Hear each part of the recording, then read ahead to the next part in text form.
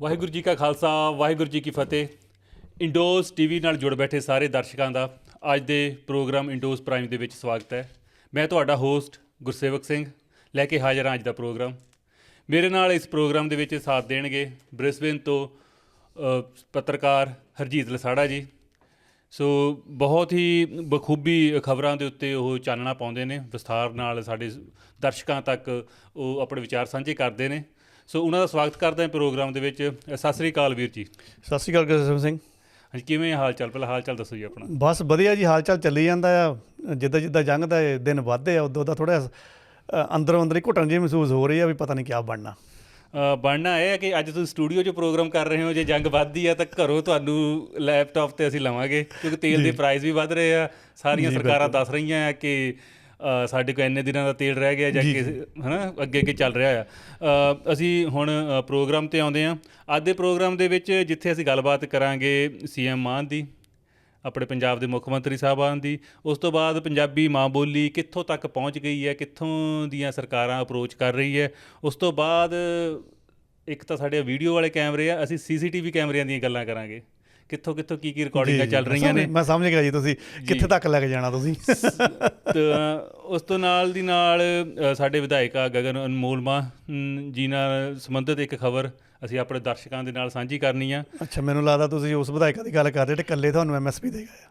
ਹਾਂ, ਬਾਕੀਆਂ ਨੂੰ ਨਹੀਂ ਮਿਲੀ, ਤੁਹਾਨੂੰ ਦੇ ਗਏ ਹੋਣੇ ਮੈਨੂੰ ਲੱਗਦਾ। ਬਿਲਕੁਲ, ਕਿਉਂਕਿ ਐਜ਼ ਏ ਜ਼ਿਮੀਂਦਾਰ ਉਹ ਖਬਰ ਬਹੁਤ ਖੁਸ਼ੀ ਨਾਲ ਸੁਣੀ ਸੀ, ਪਰ ਹਜੇ ਉਡੀਕ ਰਹੇ ਹਾਂ। ਅਤੇ MSP ਦੀ ਗੱਲ ਕੀਤੀ ਹੈ ਤਾਂ ਫਸਲਾਂ ਪਾਣੀ ਨਾਲੇ ਸਾਡੀਆਂ ਜੀ ਬਿਲਕੁਲ ਸੰਬੰਧਿਤ ਆ। ਸੋ ਪਾਣੀਆਂ ਦੇ ਮਸਲੇ ਦੀ ਗੱਲਬਾਤ ਕਰਾਂਗੇ, ਪਰ ਉਸ ਤੋਂ ਪਹਿਲਾਂ ਅਸੀਂ ਆਪਣੇ ਗਵਾਂਢੀ ਸੂਬੇ 'ਤੇ ਚੱਲਦੇ ਹਾਂ। ਗਵਾਂਢੀ ਸੂਬਾ ਹਿਮਾਚਲ ਪ੍ਰਦੇਸ਼। ਅੱਛਾ, ਚਲੋ ਛੋਟੇ ਸੂਬੇ ਵਾਲੇ ਹੀ ਗਏ, ਵੱਡੇ ਸੂਬੇ ਵਾਲੇ ਨਹੀਂ ਗਏ, ਬਣਦੀ ਨਹੀਂ ਹੈਗੀ ਆਪਣੀ ਉਹਨਾਂ ਦਾ।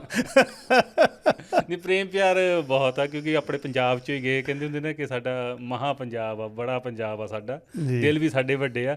ਸੋ ਬੇਸ਼ੱਕ ਉਹ ਸੂਬਾ ਅਲੱਗ ਹੋ ਗਿਆ ਆ, ਵੱਖ ਕਰ ਦਿੱਤਾ ਗਿਆ ਆ ਰਾਜਨੀਤੀ ਨੇ, ਪਰ ਸਾਡਾ ਦਿਲ ਬਹੁਤ ਵੱਡਾ ਹੈ। ਉਹ ਨਹੀਂ ਅਪਣਾਉਂਦੇ, ਉਹ ਵੱਖਰੀ ਗੱਲ ਆ। ਜੀ। ਪਰ ਅਸੀਂ ਗੱਲ ਕਰਾਂਗੇ ਹਿਮਾਚਲ ਪ੍ਰਦੇਸ਼ ਦੀ, ਜਿਹੜਾ ਕਿ ਵਿੱਤੀ ਸੰਕਟ, ਵੈਸੇ ਤਾਂ ਪੂਰੇ ਦੁਨੀਆ ਦੇ ਉੱਤੇ ਛਾਇਆ ਹੋਇਆ ਵਿੱਤੀ ਸੰਕਟ ਜੀ, ਪਰ ਹਿਮਾਚਲ ਪ੍ਰਦੇਸ਼ ਨੇ ਆਪਣੇ ਪ੍ਰਦੇਸ਼ ਦਾ ਵਿੱਤੀ ਸੰਕਟ ਦੇਖਦੇ ਹੋਏ ਉਹਨਾਂ ਦੇ 7 ਕੈਬਨਿਟ ਰੈਂਕ ਵਾਪਸ ਲੈ ਲਏ ਆ। ਕੀ ਇਹ ਪੂਰਾ ਮਸਲਾ? ਜੀ ਗੁਰਸੇਵਕ ਜੀ, ਧੰਨਵਾਦ ਤੁਹਾਡਾ। ਵਿਸ਼ੇ ਤੁਸੀਂ ਅੱਜ ਬਹੁਤ ਚੁਣ ਕੇ ਲਿਆਂਦੇ ਆ, ਲੱਗਦਾ ਵੀ ਪੂਰੀ ਮਗਜ ਖਪਾਈ ਕਰਵਾਉਂਗੇ ਤੁਸੀਂ ਅੱਜ। ਖੈਰ, ਆਪਾਂ ਇੱਕ ਇੱਕ ਕਰਕੇ ਛੂਹਨੇ ਆ ਤਾਂ ਮਜ਼ਾ ਵੀ ਆਉਂਦਾ ਆ ਅਤੇ ਚੰਗਾ ਵੀ ਲੱਗਦਾ ਕਿ ਘੱਟ ਤੋਂ ਘੱਟ ਕੋਈ ਪੰਜਾਬੀ ਦਾ ਅਨਰੋਲ ਪ੍ਰੋਗਰਾਮ ਚੱਲਦਾ ਹੋਵੇ ਅਤੇ ਉਹਦੇ ਉੱਪਰ ਨਾ ਸਿਰਫ ਪੰਜਾਬ ਦੀ ਗੱਲ ਹੋਵੇ, ਭਾਰਤ ਦੀ ਵੀ ਗੱਲ ਹੋਵੇ, ਔਰ ਪੂਰੀ ਵਰਲਡ ਦੀ ਜੀਓ ਪੋਲੀਟਿਕਸ ਡਿਸਕਸ ਹੋਵੇ।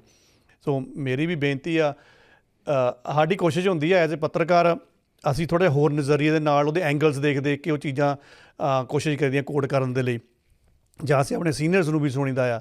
ਸੋ ਜੇ ਅਸੀਂ ਕਹਿ ਲਓ ਕਿ ਹੁਣ ਇਹਨੂੰ ਬਹੁਤੀ ਮਿਹਨਤ ਕਹਿਣੀ ਹੈ ਕਿ ਥੋੜ੍ਹੀ ਮਿਹਨਤ ਕਹਿਣੀ ਹੈ, ਜਿੰਨੀ ਮਿਹਨਤ ਕਰਕੇ ਆਉਂਦੇ ਆ, ਤੁਸੀਂ ਪ੍ਰੋਗਰਾਮ ਜ਼ਰੂਰ ਸੁਣਿਆ ਕਰੋ, ਪੂਰਾ ਸੁਣਿਆ ਕਰੋ।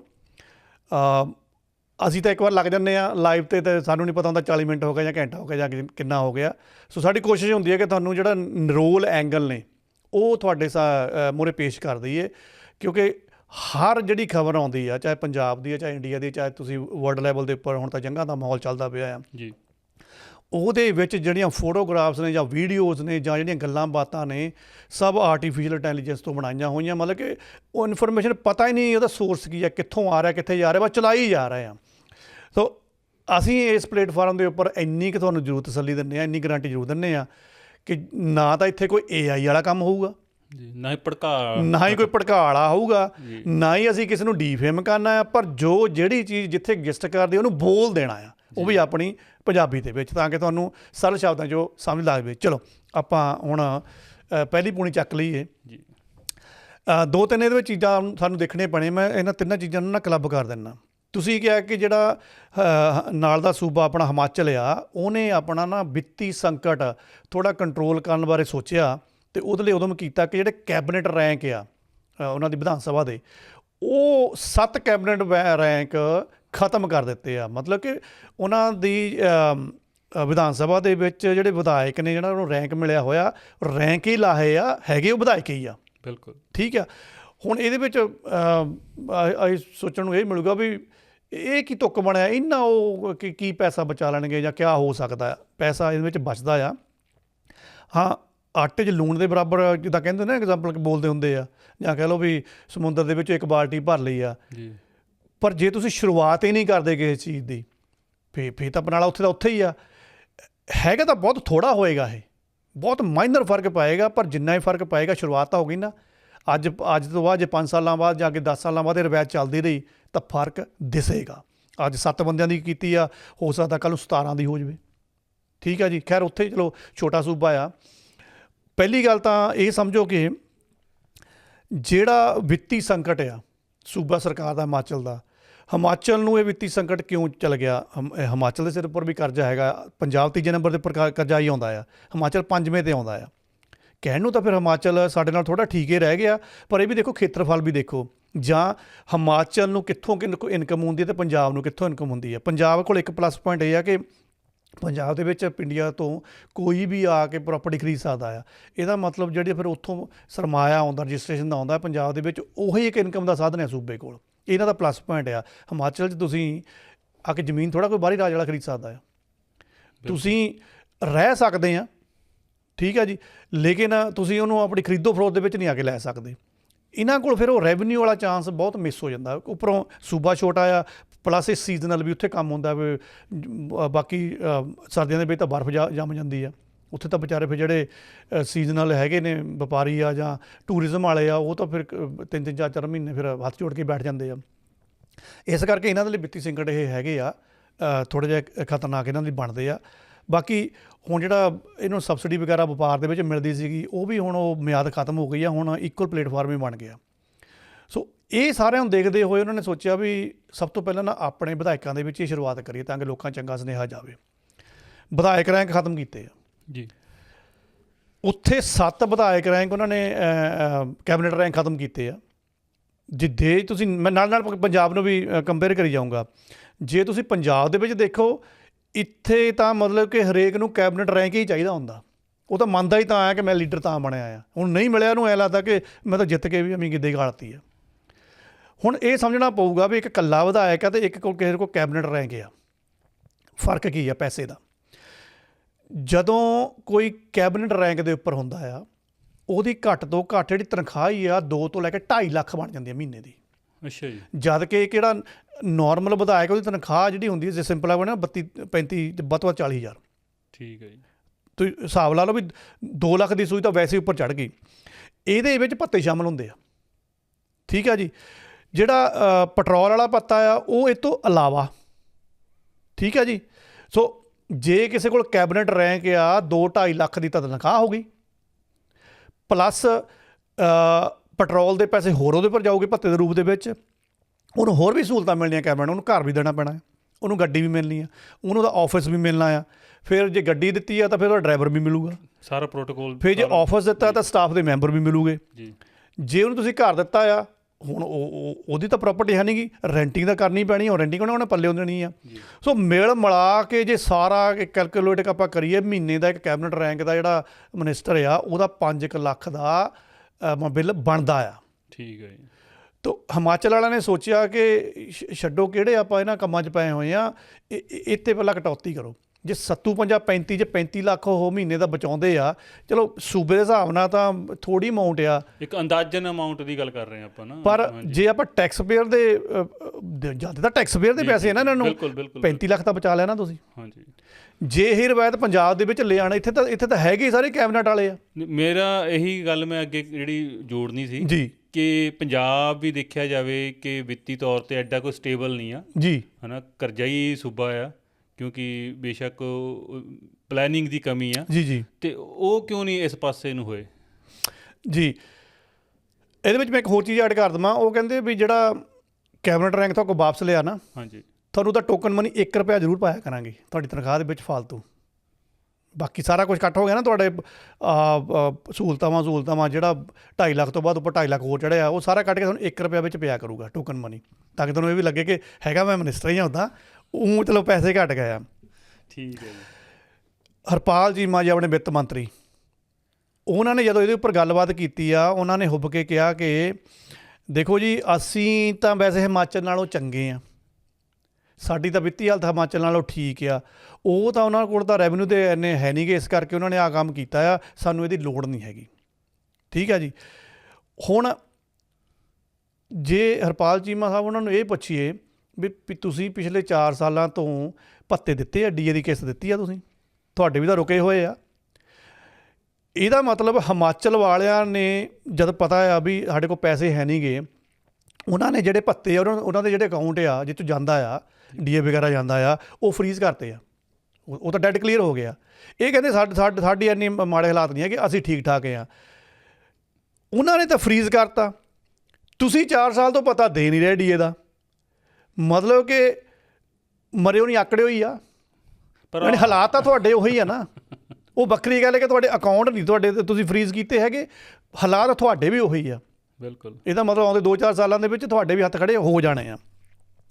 ਹੁਣ ਜੇ ਹਿਮਾਚਲ ਦੀ ਆਪਾਂ ਸੋਚ ਦੀ ਗੱਲ ਕਰੀਏ, ਮੈਂ ਜਿੱਦਾਂ ਪਹਿਲਾਂ ਕਿਹਾ ਸੀਗਾ ਵੀ ਹੈਗਾ ਤਾਂ ਆਟਾ ਚ ਲੂਣ ਦੇ ਬਰਾਬਰ ਹੀ ਆ, ਪਰ ਕੋਈ ਚੀਜ਼ ਦੇ ਤੁਸੀਂ ਰੀਫਾਰਮ ਲੈ ਕੇ ਆਏ ਆ, ਉਹ ਚਾਹੇ ਤੁਸੀਂ 1 ਸੈਂਟ ਤੋਂ ਸਟਾਰਟ ਕਰ ਲਓ, 1 ਰੁਪਈਏ ਤੋਂ ਸਟਾਰਟ ਕਰ ਲਓ, ਲਿਆਂਦਾ ਤਾਂ ਹੈ ਨਾ, ਵੱਧਦਾ ਲੱਖਾਂ ਕਰੋੜਾਂ ਦੇ ਵਿੱਚ ਚੱਲ ਜਾਊਗਾ। ਇਹਨਾਂ ਦੇ ਲਈ ਸ਼ਾਬਾਸ਼ ਆ। ਤੁਸੀਂ ਰੀਫਾਰਮ ਲਿਆਓ ਪੰਜਾਬ ਦੇ ਵਿੱਚ, ਕਟਵਾਓ ਆਪਣੀਆਂ ਕੈਬਨਿਟ ਰੈਂਕ ਦੀਆਂ ਮਿਨਿਸਟਰੀਆਂ ਕਟਵਾਓ।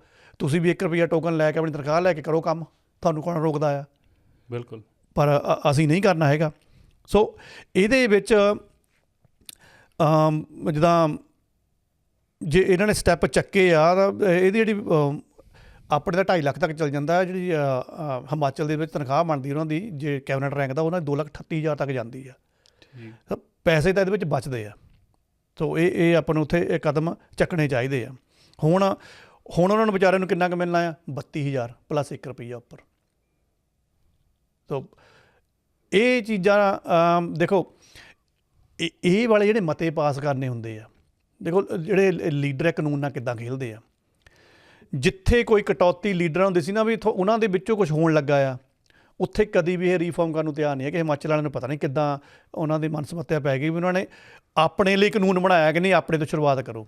ਪਰ ਕਿਤੇ ਨਾ ਕਿਤੇ ਉਹਨੇ ਆਪਣੇ ਪ੍ਰਦੇਸ਼ ਦੇ ਲੋਕਾਂ ਨੂੰ ਵੀ ਇਹ ਇੱਕ ਸੁਨੇਹਾ ਦਿੱਤਾ ਕਿ ਜੇਕਰ ਤੁਹਾਡੇ ਤੱਕ ਸੁੱਖ ਸਹੂਲਤਾਵਾਂ ਨਹੀਂ ਪਹੁੰਚ ਰਹੀਆਂ, ਪਹਿਲਾਂ ਸ਼ੁਰੂਆਤ ਅਸੀਂ ਆਪਣੇ ਤੋਂ ਕਰਦੇ ਹਾਂ। ਅਸੀਂ ਵੀ ਕਟੌਤੀ ਚਾਹੁੰਦੇ ਹਾਂ, ਜਿਹੜੀਆਂ ਅਸੀਂ ਤੁਹਾਡੇ ਪੈਸੇ ਤੇ ਟੈਕਸ ਪੇਅਰ ਦੇ ਪੈਸੇ ਤੇ ਬੈਠ ਕੇ ਲੈ ਰਹੇ ਹਾਂ, ਤੇ ਅਸੀਂ ਪਹਿਲਾਂ ਕਟੌਤੀ ਕਰਦੇ ਹਾਂ। ਬਿਲਕੁਲ ਬਹੁਤ ਸੋਹਣਾ, ਯਾਨੀ ਕਿ ਆ ਸਾਨੂੰ ਪ੍ਰੇਜ਼ ਕਰਨਾ ਚਾਹੀਦਾ, ਸ਼ਲਾਘਾ ਕਰਨੀ ਚਾਹੀਦੀ ਇਸ ਗੱਲ। ਪਰ ਸਾਡੇ ਵਾਲੇ ਤਾਂ ਕਹਿੰਦੇ ਆ ਕਿ ਨਹੀਂ ਐਡੀ ਕੋਈ ਗੱਲ ਨਹੀਂ ਹੈਗੀ, ਜਦ ਕਿ ਹਾਲਾਤ ਸਾਡੇ ਵੀ ਲਗਭਗ ਬਰਾਬਰ ਹੀ ਆ। ਜੇ ਅਸੀਂ ਡੀਏ ਦੀਆਂ ਭੱਤੇ ਦੀਆਂ ਕਿਸ਼ਤਾਂ ਰੋਕੀਆਂ ਹੋਈਆਂ ਤਾਂ ਇਟ ਮੀਨਸ ਕਿ 20% ਰਾਸ਼ੀ ਆ ਜਿਹੜੀ ਸਾਡੀ ਦੇਣੀ ਬਣਦੀ ਆ, ਅਤੇ ਉਹ ਸਾਡੇ ਕੋਲ ਹੈ ਹੀ ਨਹੀਂ। ਇਸੇ ਕਰਕੇ ਜਿਹੜੇ ਚੰਡੀਗੜ੍ਹ ਦੇ ਆਪਣੇ ਡਿਊਟੀ ਵਾਲੇ ਮੁਲਾਜ਼ਮ ਆ, ਅੱਗੇ ਹੁੰਦਾ ਸੀਗਾ ਵੀ ਪੰਜਾਬ ਦਾ ਜਿਹੜਾ ਭੱਤੇ ਹੁੰਦੇ ਸੀ ਉਹ ਜ਼ਿਆਦਾ ਹੋ ਜਾਂਦੇ ਸੀਗੇ। ਉਹ ਚਾਹੁੰਦੇ ਸੀਗੇ ਵੀ ਸਾਡਾ ਜਿਹੜਾ ਸੈਲਰੀ ਦਾ ਸਕੇਲ ਆ ਪੰਜਾਬ ਦੇ ਹਿਸਾਬ ਨਾਲ ਸੈੱਟ ਹੋ ਜਾਵੇ। ਹੁਣ ਉਹ ਕਹਿੰਦੇ ਨਾ ਸਾਨੂੰ ਨਹੀਂ ਲੋੜ ਹੈਗੀ, ਸਾਨੂੰ ਸੈਂਟਰ ਵਾਲਾ ਦੇ ਦਿਓ। ਸਾਰੇ ਉੱਧਰ ਨੂੰ ਭੱਜਦੇ ਆ ਕਿਉਂਕਿ ਪਤਾ ਇਹਨਾਂ ਦੇ ਪੱਲੇ ਕੁਛ ਹੈ ਨਹੀਂ ਗਾ। ਸੋ ਲੀਡਰਾਂ ਨੇ ਖਾਸ ਕਰਕੇ ਜਿਹੜੇ ਸਾਡੇ ਪੰਜਾਬ ਵਾਲੇ ਆ, ਮੈਨੂੰ ਨਹੀਂ ਲੱਗਦਾ ਕਿ ਆਪਣੇ ਦੇ ਲਈ ਇਹ ਕੋਈ ਕਰੜਾ ਜਿਹਾ ਰੂਲ ਕਦੀ ਬਣਾਉਣ। ਹਾਂ, ਲੋਕ ਜੇ ਜਾਗਰੂਕ ਹੋ ਜਾਣ, ਉਹ ਅਸੀਂ ਹੈ ਨਹੀਂ ਗੇ। ਸਾਨੂੰ ਅਸੀਂ ਤਾਂ ਸੋਸ਼ਲ ਮੀਡੀਆ 'ਤੇ ਦੇਖਣਾ ਹੀ ਉਹ ਹੁੰਦਾ ਜੇ ਚੱਕਵਾਂ ਜਿਹਾ ਸਵਾਦ ਵਾਲਾ ਸਮਾਨ ਹੁੰਦਾ ਆ। ਪੰਜਾਬ ਦੀ ਜਿਹੜੀ ਹਲਕਤ ਆ ਨਾ, ਉਹਦੀ ਇੱਕ ਵੱਡੀ ਪ੍ਰੋਬਲਮ ਇਹ ਵੀ ਹੈ ਗੁਰਸੇਵਕ ਜੀ, ਸਾਨੂੰ ਤੱਤੀਆਂ ਚੀਜ਼ਾਂ ਸੁਣਨੀਆਂ, ਨੈਗੇਟਿਵ ਚੀਜ਼ਾਂ ਸੁਣਨੀਆਂ, ਮੂਹਰੇ ਫਾਰਵਰਡ ਕਰਨੀਆਂ, ਸੁਣਾਉਣੀਆਂ, ਉਹ 'ਚ ਬੜਾ ਨਜ਼ਾਰਾ ਆਉਂਦਾ ਅਤੇ ਉਹੀ ਸਾਨੂੰ ਪਰੋਸਿਆ ਜਾਂਦਾ। ਜਿੱਥੇ ਕਿਤੇ ਪੋਜ਼ੀਟਿਵਿਟੀ ਦਿਸੇ ਜਾਂ ਜਿੱਥੇ ਕੋਈ ਉਸਾਰੂ ਗੱਲ ਹੋਵੇ, ਜਿੱਥੇ ਕੋਈ ਸਹਿਜ ਨਾਲ ਗੱਲ ਹੋਵੇ, ਅਸੀਂ ਸੁਣਦੇ ਹੀ ਨਹੀਂ। ਸਾਨੂੰ ਸਵਾਦ ਹੀ ਨਹੀਂ ਆਉਂਦਾ ਉਹਦੇ ਵਿੱਚ। ਉੱਥੇ ਸਰੋਤੇ ਦਰਸ਼ਕ ਤੁਹਾਨੂੰ ਬਹੁਤ ਘੱਟ ਮਿਲਣਗੇ। ਬਿਲਕੁਲ। ਅਤੇ ਫਿਰ ਜੇ ਅਸੀਂ ਸੁਣਦੇ ਨਹੀਂ ਹੈਗੇ, ਇਹਦਾ ਮਤਲਬ ਸਾਨੂੰ ਫਿਰ ਅਕਲ ਹੀ ਨਹੀਂ ਹੈਗੀ। ਲੋਕ ਆਵਾਜ਼ ਉਠਾਉਣ, ਲਾ ਦਿਓ ਧਰਨਾ, ਇਹਦਾ ਵੀ ਸ਼ਾਂਤਮਈ ਲਾ ਦਿਓ ਧਰਨਾ, ਆਵਾਜ਼ ਉਠਾਓ ਕਿ ਭਾਈ ਜੇ ਹਿਮਾਚਲ ਵਾਲੇ ਕਰ ਸਕਦੇ, ਤੁਹਾਨੂੰ ਕੀੜੇ ਪਿਓ, ਤੁਸੀਂ ਵੀ ਕਰ ਲਓ। ਬਿਲਕੁਲ। ਹੁਣ ਤਾਂ ਮੌਕਾ ਵੀ ਬਹੁਤ ਸੋਹਣਾ ਹੈ ਕਿਉਂਕਿ ਅਗਲੇ ਸਾਲ ਇਲੈਕਸ਼ਨਸ ਆ ਰਹੀਆਂ ਨੇ। ਬਿਲਕੁਲ। ਕਿ ਜੇਕਰ ਹੁਣ ਆਵਾਜ਼ ਉਠਾਈ ਜਾਵੇ ਜਾਂ ਫਿਰ ਉਹਨਾਂ ਮੂਹਰੇ ਆ ਗੱਲ ਰੱਖੀ ਜਾਵੇ ਤਾਂ ਉਹ ਆਪਣੇ ਮੈਨੀਫੈਸਟੋ ਤੱਕ 'ਚ ਪਾ ਸਕਦੇ ਨੇ। ਪੰਜਾਬ ਦੇ ਲੋਕ ਜਿਹੜੇ ਬੁੱਧੀਜੀਵੀ ਚਲੋ ਹਟਾਉਂਦੇ ਵੀ ਆ, ਖੈਰ ਉਹ ਇਹਨਾਂ ਨੇ ਕੁਛ ਕੰਟਰੋਲ ਇੰਨਾ ਕੀਤਾ ਆ, ਉਹਨਾਂ ਨੂੰ ਚੱਕ ਕੇ ਪਹਿਲਾਂ ਹੀ ਜਾਂ ਉੱਥੇ ਕੇਸ ਪਾ ਦਿੰਦੇ ਆ, ਪਰਚੇ ਮਾਰ ਦਿੰਦੇ ਜਾਂ ਚੱਕ ਲੈਂਦੇ ਆ। ਜਿਹੜੀ ਸੂਬਾ ਸਰਕਾਰ ਹੁੰਦੀ ਆ, ਉਹਨਾਂ ਨੂੰ ਪੈਸੇ ਹੋਰ ਕਿੱਥੋਂ ਆਉਂਦੇ ਆ? ਪੰਜਾਬ ਦੇ ਕੋਲ ਸਰਪਲਸ ਕਿਉਂ ਪਹਿਲਾਂ ਰਹਿ ਜਾਂਦਾ ਸੀਗਾ ਥੋੜ੍ਹਾ ਜਿਹਾ, ਹੁਣ ਤਾਂ ਚਲੋ ਕਰਜ਼ਾ ਬਹੁਤ ਜ਼ਿਆਦਾ ਚੜ੍ਹਿਆ ਹੋਇਆ ਆ। ਇਹਨਾਂ ਦੇ ਕੋਲ ਜਿਹੜੀਆਂ ਡਿਵੈਲਪਮੈਂਟ ਅਥਾਰਟੀਜ਼ ਹੁੰਦੀਆਂ ਸੀਗੀਆਂ, ਜਿੱਦਾਂ ਆਪਣੇ ਕੋਲ ਮਾਰਕਫੈਡ ਵਾਲੇ ਹੋ ਗਏ ਜਾਂ ਹੋਰ ਸਰਕਾਰੀ ਏਜੰਸੀਆਂ ਹੋ ਗਈਆਂ, ਇਹਨਾਂ ਕੋਲ ਸਰਪਲਸ ਮਨੀ ਬਹੁਤ ਹੁੰਦੀ ਸੀਗੀ। ਠੀਕ ਹੈ। ਸਾਡੀ ਜਿਹੜੀ ਸੂਬਾ ਸਰਕਾਰ ਹੈ ਇਹਨਾਂ ਨੇ ਤਾਂ ਉਸ ਡਿਵੈਲਪਮੈਂਟ ਅਥਾਰਟੀ ਦੇ ਜਿਹੜੇ ਜਮ੍ਹਾਂ ਕੀਤੇ ਹੋਏ ਪੈਸੇ ਸੀ, ਜਿਹੜੀ ਸਾਡੀ ਪੂੰਜੀ ਸੀ ਸਾਡੇ ਸੂਬੇ ਦੀ, ਉਹ ਵੀ ਖਾ ਪੀ ਲਏ, ਉਹਨਾਂ ਕੋਲ ਮੰਗ ਲਏ ਧਾਰੇ। ਅਤੇ ਬਿਜਲੀ ਬੋਰਡ ਵਾਲਿਆਂ ਦੇ ਉੱਪਰ ਸਬਸਿਡੀਆਂ ਦੇ ਕੇ ਕਰ ਦਾਂਗੇ ਪੈਸੇ ਪੂਰੇ, ਤੁਹਾਡੇ ਕਰ ਦਾਂਗੇ ਪੈਸੇ ਪੂਰੇ, ਰੋਡਵੇਜ਼ ਦਾ ਹੋ ਗਿਆ, ਪੈਪਸੂ ਦਾ ਹੋ ਗਿਆ, ਖਾ ਲਏ ਸਾਰੇ ਪੈਸੇ, ਉਹਨਾਂ ਨੂੰ ਕਰਜ਼ਾਈ ਕੀਤਾ ਹੋਇਆ ਹੈ। ਉਹ ਵਿਚਾਰੇ ਧਰਨਿਆਂ 'ਤੇ ਬੈਠੇ, ਸਾਡੀ ਤਨਖਾਹ ਦੇ ਦਿਓ। ਸੋ ਸਾਡੀ ਸਰਕਾਰ ਫੇਰ ਅਗਲੇ ਕਹਿੰਦੇ ਨਹੀਂ ਸਾਡੇ ਅਕਾਊਂਟ ਨਹੀਂ ਫਰੀਜ਼ ਹੋਏ। ਭਾਈ ਇਹ ਫਰੀਜ਼ ਹੀ ਆ, ਇਹ ਤੁਹਾਡਾ ਕੰਮ ਖਤਮ ਹੀ ਆ ਜੀ। ਸੋ ਸਰਕਾਰ ਦੀ ਗੱਲ ਚੱਲ ਰਹੀ ਹੈ, ਪੰਜਾਬ ਸਰਕਾਰ ਦੀ ਗੱਲ ਚੱਲ ਰਹੀ ਹੈ। ਪੰਜਾਬ ਸਰਕਾਰ ਦੇ ਮੁੱਖ ਮੰਤਰੀ ਜੀ, ਉਹਨਾਂ ਦੇ ਬਿਆਨ ਬੜੇ ਚਰਚਾ 'ਚ ਰਹਿੰਦੇ ਨੇ, ਕਿਉਂਕਿ ਜਦੋਂ ਪਹਿਲਾਂ ਸਰਕਾਰ 'ਚ ਨਹੀਂ ਸੀ ਅਤੇ ਲੋਕ ਉਹਨਾਂ ਨੂੰ ਸੁਣਨਾ ਪਸੰਦ ਕਰਦੇ ਸੀ, ਕਿਉਂਕਿ ਕਟਾਕਸ਼ ਬਹੁਤ ਸੋਹਣਾ ਕਰਦੇ ਹੁੰਦੇ ਸੀ ਜੀ। ਸੋ ਹੁਣ ਪਤਾ ਨਹੀਂ ਲੱਗਦਾ ਉਹ ਕਟਾਕਸ਼ ਕਰ ਰਹੇ ਆ ਜਾਂ ਉਹ ਸੰਜੀਦਾ ਮੁੱਖ ਮੰਤਰੀ ਆ ਪੰਜਾਬ ਦੇ। ਕਈ ਵੇਲੇ ਤਾਂ ਹਜੇ ਵੀ ਐਂ ਲੱਗਦਾ ਹੁੰਦਾ ਕਿ ਤੁਸੀਂ ਕੋਈ ਕਾਮੇਡੀ ਕੈਸਟ ਸੁਣ ਰਹੇ ਹੋ, ਕਿ ਜਿਹਦਾ ਅਸਲੀਅਤ ਨਾਲ ਕੋਈ ਲੈਣ ਦੇਣ ਨਹੀਂ ਆ। ਮੇਰਾ ਭਾਵ ਆ ਕਿ ਪਿਛਲੇ ਦਿਨੀ ਮੁੱਖ ਮੰਤਰੀ ਜੀ ਨੇ ਬਿਆਨ ਦਿੱਤਾ ਆ ਕਿ ਜਿਹੜੀ ਨਹਿਰ ਜਾਂ ਪਾਣੀ ਆ ਜੀ ਰਾਜਸਥਾਨ ਨੂੰ ਜਾਂ ਹਰਿਆਣੇ ਨੂੰ, ਉਹ ਫੀਡਰੇ ਅਸੀਂ ਬੰਦ ਕਰ ਦੇਣਾ, ਰਾਜਸਥਾਨ ਕਨਾਲ ਦਾ ਜੀ। ਹਾਂਜੀ, ਜਾਂ ਤਾਂ ਸਾਨੂੰ ਕਹਿੰਦੇ ਸਾਡੇ ਬਣਦੇ ਪੈਸੇ ਦਿਓ ਅਤੇ ਨਹੀਂ ਅਸੀਂ ਉਹ ਕਨਾਲ ਹੀ ਬੰਦ ਕਰ ਦੇਣੀ ਆ। ਸੋ ਆ ਪੂਰਾ ਮਾਮਲਾ ਕੀ ਹੈ ਕਿ ਕਦੋਂ ਤੋਂ ਇਹ ਕਨਾਲ ਬੰਦ ਆ, ਜੇ ਪਰ ਪਾਣੀ ਪਹਿਲਾਂ ਰੁਕਿਆ ਵੀ ਆ ਉਹ ਕਿਹਦੀ ਬਦੌਲਤ ਰੁਕਿਆ, ਕਿਉਂਕਿ ਪਹਿਲਾਂ ਵੀ ਪਾਵਰ ਦੇ ਵਿੱਚ ਕਾਂਗਰਸ ਸਰਕਾਰ, ਅਕਾਲੀ ਦਲ ਸਰਕਾਰ ਰਹਿ ਚੁੱਕੀਆਂ ਨੇ। ਕਿਹਨੇ ਇੰਨਾ ਕੁ ਐਫਰਟ ਕੀਤਾ ਕਿ ਪਾਣੀ ਰੁਕਿਆ, ਅਤੇ ਜਿਹੜੀ ਆ ਬਿਆਨ ਦੇ ਰਹੇ ਆ ਉਹ ਕਿਤੇ ਨੇੜੇ ਤੇੜੇ ਹੈ ਅਸਲੀਅਤ ਦੇ? ਜੀ ਇਹਦੇ ਵਿੱਚ ਫਿਰ ਦੋ ਸ਼ਬਦ ਬਣਦੇ ਆ ਵੀ ਜਿਹੜਾ ਇਹ CM ਮਾਨ ਸਾਹਿਬ ਨੇ ਇਹ ਹੁਣ ਚੰਗਿਆੜੀ ਜੀ ਲਾਈ ਆ ਜੀ, ਵੀ ਕੀ ਇਹ ਕੋਈ ਹਕੀਕਤ ਆ ਕਿ ਸਿਆਸਤ ਆ? ਇਹਨਾਂ ਦੋਨਾਂ ਅੱਖਰਾਂ ਦੇ ਵਿੱਚ ਇੱਕ ਗੱਡੀ ਘੁੰਮਣੀ ਆ। ਸੋ ਆਪਾਂ ਉਹ ਗੱਡੀ ਸਰਲ ਸ਼ਬਦਾਂ 'ਚ ਸਮਝਾ ਦਿੰਦੇ ਹਾਂ। ਥੋੜ੍ਹਾ ਜਿਹਾ ਮੈਂ ਤੁਹਾਨੂੰ ਪਿੱਛੇ ਲੈ ਕੇ ਚੱਲਦਾ। ਅੰਗਰੇਜ਼ਾਂ ਟਾਈਮ ਦੀ ਗੱਲ ਕਰਦੇ ਹਾਂ, ਜਦੋਂ ਆਪਣੇ ਕੋਲ ਆਪਾਂ ਤਾਂ ਰਾਜਸਥਾਨ ਕਨਾਲ ਦੀ ਗੱਲ ਚੇਤੇ ਆਉਂਦੀ ਨਾ, ਇੱਕ ਗੰਗ ਕਨਾਲ ਵੀ ਹੈਗੀ, ਉਹ ਉੱਥੇ ਦਾ ਰਾਜਾ ਹੁੰਦਾ ਸੀ ਉੱਧਰੋਂ, ਜਦੋਂ ਅਸੀਂ ਸਾਰੇ ਇਕੱਠੇ ਸੀਗੇ ਪੰਜਾਬ ਸੂਬੇ ਦੇ ਵਿੱਚ। ਮੈਂ ਜ਼ਿਆਦਾ ਉਹਦੀ ਡਿਟੇਲ 'ਚ ਨਹੀਂ ਜਾਂਦਾ ਹੈਗਾ। ਉਦੋਂ ਜਿੱਦਾਂ ਹੁਣ ਪੰਜਾਬ ਬਹੁਤ ਵੱਡਾ ਸੀਗਾ, ਰਾਜਸਥਾਨ ਵਾਲੇ ਪਾਸਿਓਂ ਉਹਨਾਂ ਨੇ ਕਿਹਾ ਵੀ ਯਾਰ ਸਾਨੂੰ ਵੀ ਪਾਣੀ ਦੀ ਲੋੜ ਹੈ, ਸਾਨੂੰ ਪਾਣੀ ਪੂਣੀ ਪਹੁੰਚਾਓ ਸਾਡੇ ਤੱਕ। ਇੱਧਰੋਂ ਹੱਥ ਖੜ੍ਹੇ ਕੀਤੇ ਉਹਨਾਂ ਨੇ ਵੀ ਭਾਈ ਸਾਡੇ ਕੋਲ ਤਾਂ ਪੈਸਾ ਹੈ ਨਹੀਂ ਗਾ ਨਹਿਰ ਨੂੰ ਪੱਟਣ ਦਾ, ਵੀ ਅਸੀਂ ਤਾਂ ਨਹੀਂ ਕਰ ਸਕਦੇ। ਉਹ ਕਹਿ ਲਓ ਜਿੱਦਾਂ ਰਾਜਾ ਟਾਈਪ, ਜ਼ਿਮੀਂਦਾਰ ਟਾਈਪ, ਉਹ ਕਹਿੰਦਾ ਖਰਚਾ ਮੈਂ ਕਰ ਦਿੰਦਾ, ਨਹਿਰ ਕੱਢ ਦਿਓ। ਅੰਗਰੇਜ਼ਾਂ ਨੇ ਵੀ ਸੋਚਿਆ ਵੀ ਠੀਕ ਆ, ਇਹਨਾਂ ਦੇ ਵਿੱਚੋਂ ਖਰਚਾ ਕਾਂਡਾ ਆ, ਕਢਵਾ ਦਿਓ ਨਹਿਰ, ਸਾਡਾ ਕੀ ਜਾਂਦਾ, ਅਸੀਂ ਵੀ ਉਹਦੇ ਕੋਈ ਫਾਇਦਾ ਫੂਦਾ ਲੈ ਲਾਂਗੇ, ਨਾਲੇ ਇਹਨਾਂ ਦੀ ਸੁਲਹ ਸਲਾਈ ਰਹੂਗੀ। ਨਾਲ ਉਹਨੇ ਕੰਡੀਸ਼ਨ ਇਹ ਲਾਤੀ ਸੀ, ਠੀਕ ਹੈ ਖਰਚਾ ਸਾਡਾ ਹੋਊਗਾ, ਨਹਿਰ ਕਢਵਾ ਦਿਓ, ਲੇਕਿਨ ਫਿਰ ਜਿਹੜਾ ਇਹਦੇ ਵਿੱਚ ਪਾਣੀ ਵਗੂਗਾ ਉਹ ਫਿਰ ਲਗਾਤਾਰ ਵਗਣਾ ਚਾਹੀਦਾ ਆ। ਅੱਛਾ, ਉਦੋਂ ਕਿਸੇ ਨੇ ਪੈਸੇ ਦੀ ਗੱਲ ਨਹੀਂ ਕੀਤੀ। ਲਗਾਤਾਰ ਮੀਨਸ ਕਿ ਮੈਂ ਅੱਜ ਜੇ ਖਰਚਾ ਕਰ ਰਿਹਾ ਆ, ਫਿਰ ਮੈਂ ਹੁਣ ਪਾਣੀ ਦੇ ਪੈਸੇ ਥੋੜ੍ਹਾ ਤੁਹਾਨੂੰ ਦਊਂਗਾ, ਜਿੰਨਾ ਸਾਨੂੰ ਪਾਣੀ ਫਿਰ ਤੁਹਾਡਾ ਬਣਦਾ ਆ ਉਹ ਸਾਡਾ ਲਗਾਤਾਰ ਵਹਿਣਾ ਚਾਹੀਦਾ। 1955 ਤੋਂ ਲੈ ਕੇ 76 ਤੱਕ ਕਦੀ ਕੋਈ ਕਿੰਤੂ ਪ੍ਰੰਤ ਨਹੀਂ ਹੋਇਆ, ਕਦੀ ਕਿਸੇ ਨੇ ਆਵਾਜ਼ ਨਹੀਂ ਚੱਕੀ ਵੀ ਜਿਹੜਾ ਰਾਜਸਥਾਨ ਕਨਾਲ ਦੇ ਵਿੱਚ ਪਾਣੀ ਜਾਂਦਾ ਆ ਵੀ ਇਹਦੇ ਸਾਨੂੰ ਪੈਸੇ ਦਿਓ। ਉਸ ਤੋਂ ਬਾਅਦ ਫਿਰ ਸਾਡੇ ਕੋਲ ਜਿੱਦਾਂ 77 ਦੇ ਵਿੱਚ BJP ਤੇ ਅਕਾਲੀ ਦਲ ਦਾ ਜਦੋਂ ਗੱਠਜੋੜ ਸਰਕਾਰ ਆਈ ਆ, ਫਿਰ SBIL ਦੀ ਉਸਾਰੀ ਹੋਈ ਆ। ਉਦੋਂ ਥੋੜ੍ਹੀਆਂ ਗੱਲਾਂ ਉੱਠਣੀਆਂ ਸ਼ੁਰੂ ਹੋਈਆਂ ਵੀ ਸਾਨੂੰ ਪੈਸੇ, ਇਹਦੇ ਪੈਸੇ ਦਿਓ, ਪਾਣੀ ਜਾਂਦਾ ਆ। ਰਾਜਸਥਾਨ ਹਮੇਸ਼ਾ ਚੁੱਪ ਕਰਕੇ ਬੈਠਾ ਰਿਹਾ, ਠੀਕ ਹੈ, ਉਹਨੇ ਕਦੀ ਚੂੰ ਨਹੀਂ ਕੀਤੀ, ਕਿਉਂਕਿ ਉਹਨੂੰ ਪਤਾ ਸੀਗਾ ਵੀ ਅੰਗਰੇਜ਼ਾਂ ਦੇ ਟਾਈਮ ਦੇ ਉੱਪਰ ਜਿਹੜੀ ਚੀਜ਼ ਜਿੱਦਾਂ ਦਰਜ ਹੋ ਗਈ ਆ ਉਹ ਇਸ ਚੀਜ਼ 'ਤੇ ਦਰਜ ਹੋ ਗਈ ਵੀ ਖਰਚਾ ਸਾਡਾ ਪਾਣੀ ਜਿਹੜਾ ਬਣਦਾ ਨਾ ਲਗਾਤਾਰ ਆਉਣਾ ਚਾਹੀਦਾ। ਉਹਨੂੰ ਪਤਾ ਸੀਗਾ ਇਹਦੇ ਵਿੱਚ ਕੋਈ ਮਤਲਬ ਕਿ ਤੋੜ ਫੋੜ ਨਹੀਂ ਹੋਣੀ ਹੈਗੀ। ਇਸ ਚੀਜ਼ ਨੂੰ ਇੱਕ ਸੈਕਸ਼ਨ ਦੇ ਵਿੱਚ ਵੀ ਲੈਤਾ ਜੀ, ਮੈਂ ਬਾਅਦ 'ਚ ਤੁਹਾਨੂੰ ਉਹ ਦੱਸਦਾ ਵੀ ਸੈਕਸ਼ਨ ਦਾ ਮਤਲਬ ਕੀ ਆ। ਹੁਣ ਚੋਣਾਂ ਮੂਹਰੇ ਆ ਗਈਆਂ, CM ਮਾਨ ਨੇ ਫਿਰ ਉਹ ਛੁਰਲੀ ਜਿਹੀ ਛੱਡ ਦਿੱਤੀ ਆ ਕਿ ਸਾਡਾ ਬਣਦਾ 1,44,000 ਕਰੋੜ ਦੇ ਦਿਓ, ਅਸੀਂ ਤਾਂ ਪਾਣੀ ਤਾਂ ਤੁਹਾਡਾ ਕੰਟੀਨਿਊ ਕਰਾਂਗੇ। ਅੱਛਾ ਜੀ। ਹੁਣ ਰਾਜਸਥਾਨ ਕਨਾਲ ਦੇ ਵਿੱਚ 18,000 ਕਿਊਸਕ ਕਪੈਸਿਟੀ ਆ ਜਿਹੜਾ ਪਾਣੀ ਜਾਂਦਾ ਆ। ਰਾਜਸਥਾਨ ਫਿਰ ਚੁੱਪ ਕਰਕੇ ਬੈਠਾ ਆ। ਰਾਜਸਥਾਨ ਨੇ ਤਾਂ ਤੁਹਾਨੂੰ ਕੋਈ ਕਿੰਤੂ ਪ੍ਰੰਤੂ ਨਹੀਂ ਕੀਤਾ, ਨਾ ਕਾਊਂਟਰ ਕੁਐਸਚਨ ਕੀਤਾ। ਉਹਨੂੰ ਪਤਾ ਆ ਵੀ ਇਹਨਾਂ ਨੇ ਬੋਲ ਕੇ ਹਟ ਜਾਣਾ ਆ। ਅਕਾਲੀਆਂ ਟਾਈਮ ਵੀ ਇਹੀ ਹੋਈ ਆ, ਸਾਡੇ ਟੱਕ ਲਾਉਣ ਵਾਲੇ ਕਾਂਗਰਸ ਵਾਲੇ ਵੀ ਇਹੀ ਕੁਛ ਕਰਕੇ ਚਲੇ ਗਏ ਆ। ਹੁਣ ਮਸਲਾ ਕਿੱਥੇ ਪਿਆ ਹੋਇਆ ਆ, ਰਾਜਸਥਾਨ ਨੂੰ ਕਿਉਂ ਕੋਈ ਫਰਕ ਨਹੀਂ ਪੈਂਦਾ, ਜਾਂ ਜਿਹੜੇ ਸਾਡੇ CM ਪਹਿਲੇ ਵੀ CM ਹੁਣ ਦੇ ਵੀ CM ਅਸੀਂ ਕਹਿੰਦੇ ਸਾਡੇ ਪਾਣੀ ਦਾ ਰਾਖਾ ਕੈਪਟਨ, ਹਾਂਜੀ ਸਾਡੇ ਤਾਂ ਦਿਮਾਗ 'ਚ ਇਹ ਪਾਤਾ, ਕਿਤਾਬਾਂ ਕਦੂਮੇ ਇਹ ਲੈਤਾ, ਲੇਕਿਨ ਥੋੜ੍ਹੇ ਹੋਰ ਡੰਗਾਈ 'ਚ ਜਾਓ, ਠੀਕ ਆ ਉਸ ਟਾਈਮ ਇਹ ਚੀਜ਼ ਰੁਕਦਾ ਗਏ ਸੀ, ਪਾਣੀ ਤਾਂ ਜਾਂਦਾ ਹੀ ਨਾ, ਅੱਜ ਵੀ ਪਾਣੀ ਤਾਂ ਨਹੀਂ ਰੁਕਿਆ ਹੈਗਾ। ਮਸਲਾ ਕੀ ਆ ਗੁਰਸੇਵਕ ਜੀ, ਉੱਥੇ ਇਹ ਜਿਹੜੀ ਚੀਜ਼ ਲਿਖੀ ਗਈ ਸੀਗੀ ਕਿ ਚਲੋ ਖਰਚਾ ਅਸੀਂ ਕੱਢ ਦਿੰਦੇ ਹਾਂ, ਪਾਣੀ ਸਾਡਾ ਲਗਾਤਾਰ ਆਉਣਾ ਚਾਹੀਦਾ ਹੈ, ਇਹ ਸੈਕਸ਼ਨ 5 ਉਦੋਂ ਬਣਾ ਦਿੱਤਾ ਗਿਆ ਸੀਗਾ। ਠੀਕ ਹੈ ਜੀ। ਸਾਡੇ ਕਿਸੇ ਵੀ CM ਨੇ, ਸੂਬਾ ਸਰਕਾਰ ਦੇ ਨੇ, ਇਸ ਸੈਕਸ਼ਨ 5 ਨੂੰ ਕਦੀ ਖਤਮ ਕਰਨ ਦੀ ਕੋਸ਼ਿਸ਼ ਨਹੀਂ ਕੀਤੀ। ਜਦ ਤੁਹਾਡਾ ਸੈਕਸ਼ਨ ਬਰਕਰਾਰ ਆ, ਉਹ ਚੀਜ਼ ਲਿਖਤ ਦੇ ਵਿੱਚ ਆਈ ਹੋਈ ਆ, ਤੁਸੀਂ ਜੋ ਮਰਜ਼ੀ ਬੋਲੀ ਜਾਓ, ਤੁਸੀਂ ਇਹ ਪਾਣੀ ਨਹੀਂ ਰੋਕ ਸਕਦੇ। ਪਾਣੀ ਦਾ ਤੁਸੀਂ ਕੀ ਰੋਕਣਾ ਆ? ਤੁਸੀਂ ਇਸ ਜੇ ਨਹਿਰ ਨੂੰ ਕਹਿੰਦੇ ਅਸੀਂ ਬੰਦੇ ਕਰ ਦੇਣੀ ਆ, ਉਹਨੂੰ ਵਿੱਚ ਇਹ ਆ ਵੀ ਪਾਣੀ ਰੋਕਤਾ। ਹਾਂਜੀ, ਇਹ ਪੋਸੀਬਲ ਹੀ ਨਹੀਂ ਹੈਗਾ, ਇਹ ਹੋ ਹੀ ਨਹੀਂ ਸਕਦਾ ਹੈਗਾ। ਅਤੇ ਜੇ ਹੋ ਹੀ ਨਹੀਂ ਸਕਦਾ, ਸੈਕਸ਼ਨ 5 ਅਜੇ ਬਰਕਰਾਰ ਆ। ਅੰਗਰੇਜ਼ਾਂ ਦੇ ਟਾਈਮਾਂ ਜਿਹੜੀਆਂ ਚੀਜ਼ਾਂ ਲਿਖ ਹੋ ਗਈਆਂ, ਉਹਨੂੰ ਤੋੜਨਾ ਬਹੁਤ ਔਖਾ ਆ। ਪਾਕਿਸਤਾਨ ਅਤੇ ਅਫਗਾਨਿਸਤਾਨ ਦਾ ਕਿਆ ਪੰਗਾ ਪਿਆ ਹੋਇਆ ਹੈ। ਜਿਹੜੀ ਉਹਨੇ ਡੋਰੈਂਟ ਲਾਈਨ ਆ, ਉਹ ਕੌਣ ਬਣਾ ਕੇ ਗਿਆ ਸੀਗਾ? ਅੰਗਰੇਜ਼ ਬਣਾ ਗਏ ਸੀਗੇ। ਪਾਕਿਸਤਾਨ ਵਾਲੇ ਕਹਿੰਦੇ ਠੀਕ ਆ, ਅਫਗਾਨਿਸਤਾਨ ਵਾਲੇ ਕਹਿੰਦੇ ਨਾ ਹੁਣ ਸਾਨੂੰ ਨਹੀਂ ਪੁੱਗਦੀ, ਅਸੀਂ ਹੁਣ ਦੇ ਹਿਸਾਬ ਨਾਲ ਲਾਈਨ ਬਣਾਵਾਂਗੇ। ਪਾਕਿਸਤਾਨ ਵਾਲੇ ਕਹਿੰਦੇ ਨਹੀਂ, ਜੋ ਪਹਿਲਾਂ ਬਣਾਤੀ ਆ ਉਹੀ ਰਹੂਗੀ। ਲੜਾਈ ਪੈ ਗਈ ਹੁਣ। ਠੀਕ ਹੈ ਨਾ ਜੀ। ਸੋ ਇਹ ਵੀ ਇਹੀ ਮਸਲਾ, ਜਦੋਂ ਤੱਕ ਤੁਹਾਡਾ ਇਹ ਸੈਕਸ਼ਨ ਖਤਮ ਨਹੀਂ ਹੁੰਦਾ ਹੈਗਾ, ਉਦੋਂ ਤੱਕ ਤੁਸੀਂ ਨਾ ਉਹਨਾਂ ਤੋਂ ਪਾਣੀ ਦੇ ਪੈਸੇ ਮੰਗ ਸਕਦੇ ਅਤੇ ਨਾ ਹੀ ਤੁਸੀਂ ਇਹਨੂੰ ਰੋਕ ਸਕਦੇ ਹੋ। CM ਮਾਨ ਸਾਹਿਬ ਹੁਣ ਜੋ ਮਰਜ਼ੀ ਕਹੀ ਜਾਣ।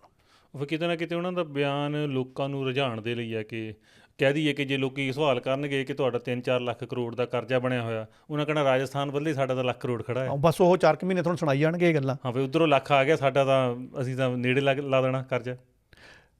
ਹੋਰ ਵੀ ਇੱਕ ਇੱਥੇ ਸਵਾਲ ਉੱਠਦਾ ਸੀਗਾ ਜੀ। ਤੁਸੀਂ ਜੇ 2 ਦਿਨ ਪਿੱਛੇ ਜਾਓ ਤਾਂ ਤੁਹਾਨੂੰ ਇੱਕ ਖਬਰ ਮਿਲੂਗੀ। ਮਾਨ ਸਾਹਿਬ ਕਹਿੰਦੇ ਆ ਕਿ ਅਸੀਂ ਇੱਕ ਦੱਬੀ ਹੋਈ ਨਹਿਰ ਲੱਭ ਲਈ ਆ, 22 ਕਿਲੋਮੀਟਰ ਲੰਬੀ ਨਹਿਰ ਕਹਿੰਦੇ ਅਸੀਂ ਲੱਭ ਲਈ। ਅੱਛਾ ਜੀ।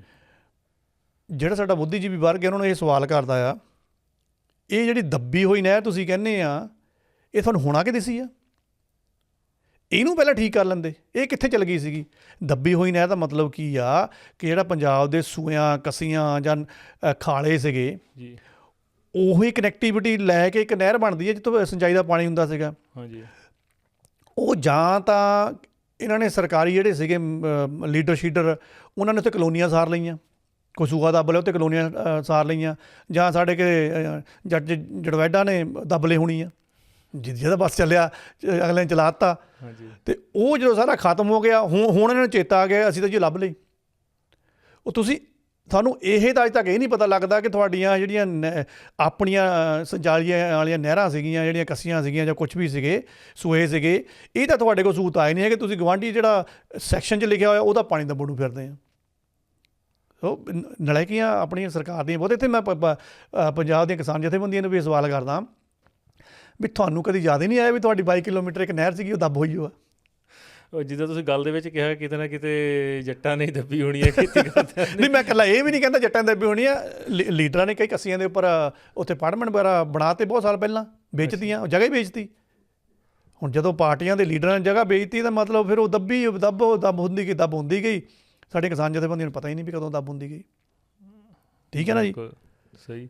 ਸੋ ਕਿਤੇ ਨਾ ਕਿਤੇ ਸਾਨੂੰ ਜਿੰਨੇ ਵੀ ਬੇਸ਼ੱਕ ਉਹ ਪੰਜਾਬ ਦੇ ਮੁੱਖ ਮੰਤਰੀ ਨੇ, ਸੋ ਉਹਨਾਂ ਦੇ ਬਿਆਨਾਂ ਨੂੰ ਐਡਾ ਸੀਰੀਅਸ ਨਹੀਂ ਲੈਣਾ ਚਾਹੀਦਾ। ਇਹ ਸਿਰਫ ਸਿਆਸਤ ਆ ਔਰ ਜਿਹੜੇ ਲੋਕਾਂ ਦੇ ਮਨਾਂ ਦੇ ਨਾਲ ਨਾ ਖੇਡ ਰਹੇ ਆ ਜੀ। ਤੁਹਾਨੂੰ ਮੈਂ ਪਹਿਲਾਂ ਹੀ ਦੱਸਿਆ ਆ, ਸਾਨੂੰ ਤੱਤੀਆਂ ਚੀਜ਼ਾਂ ਬਹੁਤ ਚੰਗੀਆਂ ਲੱਗਦੀਆਂ। ਬਿਲਕੁਲ।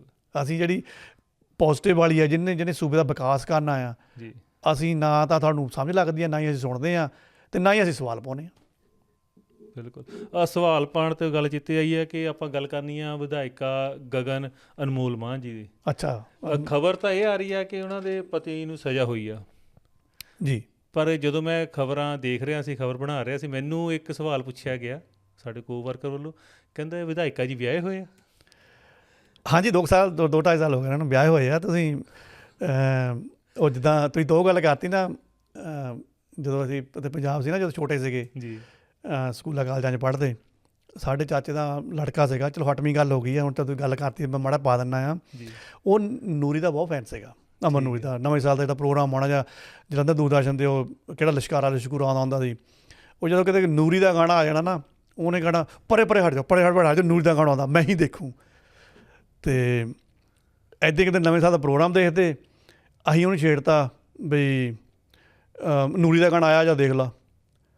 ਉਹ ਹੁਣ ਕਾਹਦੀ ਨੂਰੀ, ਵਿਆਹ ਹੋ ਗਈ, ਹੁਣ ਤਾਂ ਸਿਕੰਦਰ ਦੀ ਹੋ ਗਈ, ਬਿਲਕੁਲ ਉਹੀ ਗੱਲ ਹੋਈ, ਕਿਉਂਕਿ ਜਦੋਂ ਆ ਖਬਰਾਂ ਤਿਆਰ ਕੀਤੀਆਂ ਜਾ ਰਹੀਆਂ ਸੀਗੀਆਂ, ਖਬਰ ਤਿਆਰ ਕਰ ਰਿਹਾ ਸੀ, ਤਾਂ ਮੈਨੂੰ ਕੋ-ਵਰਕਰ ਨੇ ਪੁੱਛਿਆ, ਤੇ ਜਦੋਂ ਮੈਂ ਖਬਰ ਸਾਂਝੀ ਕੀਤੀ ਤਾਂ ਕਹਿੰਦੇ ਵੀ ਵਿਆਹ ਹੋਇਆ ਜੀ ਬਿਲਕੁਲ ਹੋਇਆ। ਬਹੁਤ ਹੈਰਾਨੀ ਦੇ ਨਾਲ ਮੈਨੂੰ ਪੁੱਛਿਆ ਵੀ ਮੈਨੂੰ ਵੈਰੀਫਾਈ ਕਰਨਾ ਪਿਆ, ਜਿੱਦਾਂ ਉਹ ਨਹੀਂ ਪੁੱਛਿਆ ਮੈਨੂੰ ਵੈਰੀਫਾਈ ਕਰਨਾ ਪਿਆ ਸੱਚੀ ਹੋਇਆ ਕਿ ਮੈਂ ਖਬਰ ਤਾਂ ਨਹੀਂ ਕੋਈ ਗਲਤ ਪੜ੍ਹ ਰਿਹਾ। ਸੋ ਉਹਨਾਂ ਦੇ ਘਰ ਵਾਲੇ ਜਿਹਨਾਂ ਦਾ ਨਾਮ ਵੀ ਨਹੀਂ ਪਤਾ, ਕਿਉਂਕਿ ਇਹੀ ਕਹਿ ਕੇ ਖਬਰ ਚੱਲ ਰਹੀ ਕਿ ਉਹਨਾਂ ਦੇ ਪਤੀ ਨੂੰ ਸਜ਼ਾ ਹੋ ਗਈ ਆ। ਸੋ ਵਿਧਾਇਕਾ ਜੀ ਦਾ ਨਾਂ ਚੱਲ ਰਿਹਾ ਆ ਜੀ ਬਿਲਕੁਲ। ਇਸ ਮਾਮਲੇ 'ਤੇ ਥੋੜ੍ਹਾ ਚਾਨਣਾ ਪਾਓ। ਇਹ ਖਬਰਾਂ ਵੀ ਨਾ ਪੰਜਾਬ ਦੇ ਪੱਲੇ ਆਈਆਂ, ਠੀਕ ਹੈ ਨਾ ਜੀ। ਪਰ ਅਸੀਂ ਜਿਹੜੇ ਪਤਾ ਨਹੀਂ, ਚਲੋ ਸਾਰੇ ਪੰਜਾਬੀਆਂ ਨੂੰ ਤਾਂ ਇਹਨਾਂ ਨੇ ਅੱਜ ਮੈਨੂੰ ਕਹਿਣਗੇ ਪੰਜਾਬੀਆਂ ਜੜੀ ਬੈਠੀ ਜਾਂਦਾ ਆ। ਮਤਲਬ ਕਿ ਅਸੀਂ ਇਹਨਾਂ 'ਚ ਸਿਰਫ ਸਵਾਦ ਲੈ ਲੈਂਦੇ ਹਾਂ, ਪਰ ਅਸੀਂ ਸੂਬੇ ਦੇ ਤੌਰ 'ਤੇ ਜਾਂ ਵਸਨੀਕ ਦੇ ਤੌਰ 'ਤੇ ਇਹਨਾਂ ਨੂੰ ਗੰਭੀਰਤਾ ਨਾਲ ਨਹੀਂ ਲੈਂਦੇ ਵੀ ਸਾਡੇ ਹੀ ਪੱਲੇ ਕਿਉਂ ਇਹ ਚੀਜ਼ਾਂ ਪੈ ਜਾਂਦੀਆਂ ਆ, ਔਰ ਉਹ ਵੀ ਬਾਰ-ਬਾਰ ਪੈ ਜਾਂਦੀਆਂ ਆ। ਖੈਰ ਚਲੋ ਕੋਈ ਗੱਲ ਨਹੀਂ, ਹੁਣ ਤੁਹਾਨੂੰ ਤਾਂ ਇਕੱਲੀ MSP ਦੇ ਗਿਆ ਸੀ, ਤੁਸੀਂ ਕਹਿ ਲਈ ਕਿ ਤੁਹਾਨੂੰ ਤਾਂ ਫਿਕਰ ਹੀ ਨਹੀਂ ਹੈਗਾ ਕੋਈ ਵੀ। ਇਹ ਤਾਂ ਜੀ ਉਹ ਗੱਲ ਹੋ ਗਈ ਵੀ ਜੀਪਾਂ ਖਾਲੀ ਉਹ ਕਚਹਿਰੀਆਂ ਮੁੜੇ ਆਈਆਂ, ਸੱਜਣਾ ਨੂੰ ਕੈਦ ਬੋਲ ਗਈ, ਠੀਕ ਹੈ ਜੀ। ਜਿਹਨੂੰ ਕੈਦ ਬੋਲੀ ਆ ਉਹਦਾ ਜ਼ਿਕਰ ਹੀ ਹੈ ਨਹੀਂ ਗਾ। ਅੱਧੇ ਤੋਂ ਜਨਤਾ ਜ਼ਿਆਦਾ ਹੋਣੀਆਂ ਜਿਹਨੂੰ ਇਹਨਾਂ ਦੇ ਜਿਹੜੇ ਪਤੀ ਨੇ ਉਹਨਾਂ ਦਾ ਨਾਮ ਵੀ ਜੇ ਪਤਾ ਹੋਵੇ, ਠੀਕ ਹੈ ਜੀ। ਉਹ ਚਰਚਾ ਦੇ ਵਿੱਚ ਜ਼ਰੂਰ ਹੈਗਾ ਮੀਡੀਆ 'ਚ, ਹਾਂਜੀ ਜੀ ਉਹ ਚੈੱਕ ਬਾਊਂਸ ਹੋ ਗਿਆ ਸੀ, ਐਂ ਹੋ ਗਿਆ ਸੀ, ਇਉਂ ਸੀ, ਉਹਦੇ ਕਰਕੇ ਥੋੜ੍ਹਾ ਜਿਹਾ ਪੰਗਾ ਪੈ ਗਿਆ ਅਤੇ ਜਿਹੜੀ ਹੇਠਲੀ ਅਦਾਲਤ ਸੀ ਉਹਨੇ ਸਜ਼ਾ ਸੁਣਾਤੀ ਆ, 1.5-2 ਸਾਲ ਦੀ ਹੁੰਦੀ ਆ, ਪਰ ਉਹ ਨਾਲ ਜ਼ਮਾਨਤ ਵੀ ਹੁੰਦੀ, ਨਾਲੇ ਜ਼ਮਾਨਤ ਹੁੰਦੀ ਆ। ਪਰ ਇਹਨਾਂ ਨੂੰ ਉੱਚ ਅਦਾਲਤ ਦੇ ਵਿੱਚ ਜਾਣਾ ਪੈਣਾ, ਇਹਨਾਂ ਦੇ ਪਤੀ ਸਾਹਿਬਾਨ ਨੂੰ ਅਤੇ ਨਾਲ ਦੇ ਨੂੰ ਵੀ। ਉਹ ਮੈਂ ਦੱਸ ਦਿੰਦਾ ਕੌਣ ਕੌਣ ਸੀਗੇ। ਅਤੇ ਜੇ ਉੱਚ ਅਦਾਲਤ ਦੇ ਵਿੱਚ ਉਹ ਸਵੀਕਾਰ ਨਹੀਂ ਹੋਈ, ਫਿਰ ਉਹ ਜੀਪਾਂ ਫਿਰ ਕਚਹਿਰੀਆਂ ਖਾਲੀ ਮੁੜ ਕੇ ਆਉਣੀਆਂ, ਕਿਉਂਕਿ ਉੱਥੇ ਤਾਂ ਫਿਰ ਸਜ਼ਾ ਹੋ ਜਾਣੀ ਆ ਫਿਰ ਉਹਨਾਂ ਨੂੰ। ਵਾਕਿਆ 'ਚ ਸਜ਼ਾ ਹੋ ਜਾਣੀ। ਤਾਂ ਉਹ ਮਸਲਾ ਇਹ ਸੀਗਾ ਵੀ ਜਿਹੜਾ ਇਹਨਾਂ ਦੇ ਪਤੀ ਦਾ ਨਾਂ ਹੈਗਾ ਆ ਸ਼ਾਹਬਾਜ਼ ਸੋਹੀ। ਠੀਕ ਹੈ ਜੀ, ਮੈਂ ਦੁਬਾਰਾ ਨਾਂ ਲੈ ਦਿੰਦਾ, ਸ਼ਾਹਬਾਜ਼ ਸੋਹੀ। ਸ਼ਾਹਬਾਜ਼ ਸੋਹੀ, ਠੀਕ ਹੈ। ਹੁਣ ਲੋਕਾਂ ਦੇ ਥੋੜ੍ਹੇ ਕੰਨ ਵੀ ਤੱਤੇ ਹੋ ਜਾਣੇ ਆ ਵੀ ਸ਼ਾਹਬਾਜ਼ ਵੀ ਇਹ ਮਤਲਬ ਕਿ ਸੋਹੀ, ਇਹ ਕੀ ਹਿਸਾਬ ਆ। ਉਹ ਹਿਸਾਬ ਚਲੋ ਹੁਣ ਆਪੇ ਬਾਅਦ 'ਚ ਲਾਈ ਜਾਣ, ਕਿਉਂਕਿ ਇਹ ਵੀ ਇੱਕ ਵਿਸ਼ਾ ਹੀ ਆ। ਚਲੋ ਖੈਰ ਅਸੀਂ ਇੱਦਾਂ ਨਹੀਂ ਕਹਿੰਦੇ, ਆਪਾਂ ਜਾਤੀ ਕੋਈ ਇੱਦਾਂ ਦੀ ਗੱਲ ਨਹੀਂ ਕਰਦੇ ਹੈਗੇ। ਇਹਨਾਂ ਦੇ ਨਾਲ ਸੀਗਾ ਇੱਕ ਜੱਸੀ ਖੰਗੜਾ, ਇਹਨਾਂ ਦੋਨਾਂ ਨੂੰ ਸਜ਼ਾ ਬੋਲੀ ਆ। ਓਕੇ। ਇਹ ਜਿਹੜੇ ਵੈਸੇ 3 ਬੰਦੇ ਸੀਗੇ, ਇਹ ਇੱਕ ਨੂੰ ਤਾਂ ਮੈਨੂੰ ਲੱਗਦਾ ਬਰੀ ਕਰ ਦਿੱਤਾ ਹੈ, ਇਹ ਦੋਨਾਂ ਨੂੰ ਸਜ਼ਾ ਬੋਲੀ ਆ। ਇਹ ਅਸਲ ਦੇ ਵਿੱਚ ਹੈਗੇ ਸੀਗੇ ਡਿਵੈਲਪਰ, ਉਸਾਰੀ ਦਾ ਇਹਨਾਂ ਦਾ ਕੰਮ ਹੁੰਦਾ ਸੀਗਾ, ਜ਼ਮੀਨਾਂ ਲੈ ਲਈਆਂ, ਉਸਾਰੀ ਕਰਤੀ, ਜੇ ਕਰਤੀ, ਵੋਹ ਕਰਤੀ। ਇਹਨਾਂ ਦੇ ਉੱਪਰ ਨਾ ਇੱਕ ਕਿਸੇ ਪਿੰਡ ਦਾ ਨਾ ਕੌਂਸਲਰ ਸਰਪੰਚ ਸੀ, ਉਹਨੇ ਮੁਕੱਦਮਾ ਪਾਇਆ ਬਈ 7-8 ਸੀਗਾ ਮੇਰੇ ਖਿਆਲ ਕਰੋੜ ਦਾ ਕੋਈ ਸੌਦਾ, ਵੀ ਉਹਦੇ ਵਿੱਚ ਇਹਨਾਂ ਦੋਨਾਂ ਨੇ ਨਾ ਮੈਨੂੰ 3 ਕਰੋੜ 3.5 ਕਰੋੜ ਦੇਣਾ ਬਣਦਾ ਸੀਗਾ। ਠੀਕ ਹੈ। ਅਤੇ ਇਹਨਾਂ ਨੇ ਮੈਨੂੰ ਚੈੱਕ ਲਿਖ ਕੇ ਦੇ ਦਿੱਤਾ ਕਿ ਆਹ ਕੋਈ ਤੁਹਾਡਾ ਪੈਸਾ, ਤੁਸੀਂ ਆਪਣਾ ਇਹ ਪੈਸਾ ਲੈ ਲਓ। ਉਹ ਡਿਵੈਲਪਮੈਂਟ ਦਾ ਕੋਈ ਹੋਣਾ ਹੈ, ਕੋਈ ਹਿਸਾਬ ਕਿਤਾਬ ਜੀ ਆ। ਉਹ ਬੈਂਕ ਗਏ ਆ ਅਤੇ ਬੈਂਕ ਵਾਲਿਆਂ ਨੇ ਉਹ ਫਿਰ ਐਂ ਕਰਕੇ ਉਹ ਦੱਸਤਾ ਵੀ ਭਾਈ ਇਹਦੇ ਤਾਂ ਖਾਤੇ 'ਚ ਪੈਸੇ ਹੈ ਨਹੀਂ, ਕਿ ਚੈੱਕ ਬਾਊਂਸ ਹੋ ਗਿਆ। ਜੀ ਜੀ। ਹੁਣ ਜਿਹੜਾ ਚੈੱਕ ਜਦੋਂ ਬਾਊਂਸ ਹੁੰਦਾ ਆ, ਇਹ ਇੱਕ ਗੰਭੀਰ ਮਸਲਾ ਬਣ ਜਾਂਦਾ। ਤੁਸੀਂ ਕੋਰਟ ਦੇ ਵਿੱਚ ਜਾ ਸਕਦੇ ਇਮੀਡੀਏਟ ਕਿ ਭਾਈ ਮੇਰਾ ਪੈਸਾ ਦੇਣਾ ਬਣਦਾ ਸੀ, ਇਹਨਾਂ ਨੇ ਜਿਹੜਾ ਮੈਨੂੰ ਚੈੱਕ ਲੈ ਕੇ ਦਿੱਤਾ, ਇਹਨਾਂ ਦੇ ਅਕਾਊਂਟ 'ਚ ਪੈਸੇ ਹੀ ਹੈ ਨਹੀਂ ਗੇ।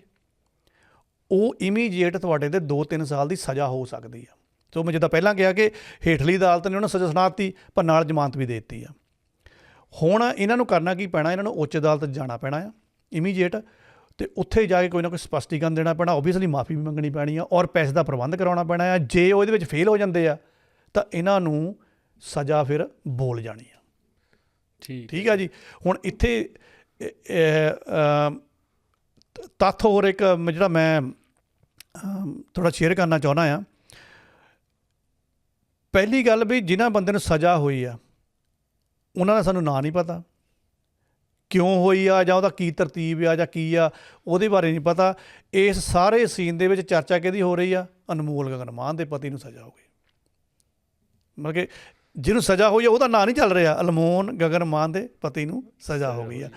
ਆਹ ਸਾਡਾ ਮੀਡੀਆ ਆ ਪੰਜਾਬ ਦਾ ਸੋ ਕਾਲਡ, ਅਤੇ ਜਿਹੜਾ ਇੱਦਾਂ ਉਹਨੂੰ ਮਸਾਲੇ ਲਾ ਕੇ ਦਿਖਾਉਂਦਾ ਆ ਵੀ ਤੁਸੀਂ ਸਿੱਧੀ ਗੱਲ ਕਰੋ ਨਾ ਉਸ ਬੰਦੇ ਦੇ, ਉਹਦੇ ਟੈਕਨੀਕਲ ਫੈਕਟਰ ਦੱਸੋ ਨਾ ਕੀ ਆ, ਔਰ ਉਹਦਾ ਸੰਬੰਧ ਸਾਡੇ ਸੂਬੇ ਨਾਲ ਬਣਾਓ, ਸਾਡੀ ਲੋਕਾਈ ਨਾਲ ਬਣਾਓ ਕਿ ਕਿੱਥੇ ਕਿੱਥੇ ਹੋਣ ਡਿਆ। ਇਹ ਤਾਂ ਕੇਸ ਸਾਹਮਣੇ ਆ ਗਿਆ, ਉੱਥੇ ਪਤਾ ਨਹੀਂ ਕਿੰਨੇ ਕੇਸ ਆ ਜਿਹੜੇ ਦਰੜੇ ਜਾਂਦੇ ਆ, ਲੇਕਿਨ ਅਨਮੋਲ ਗਗਨ ਮਾਨ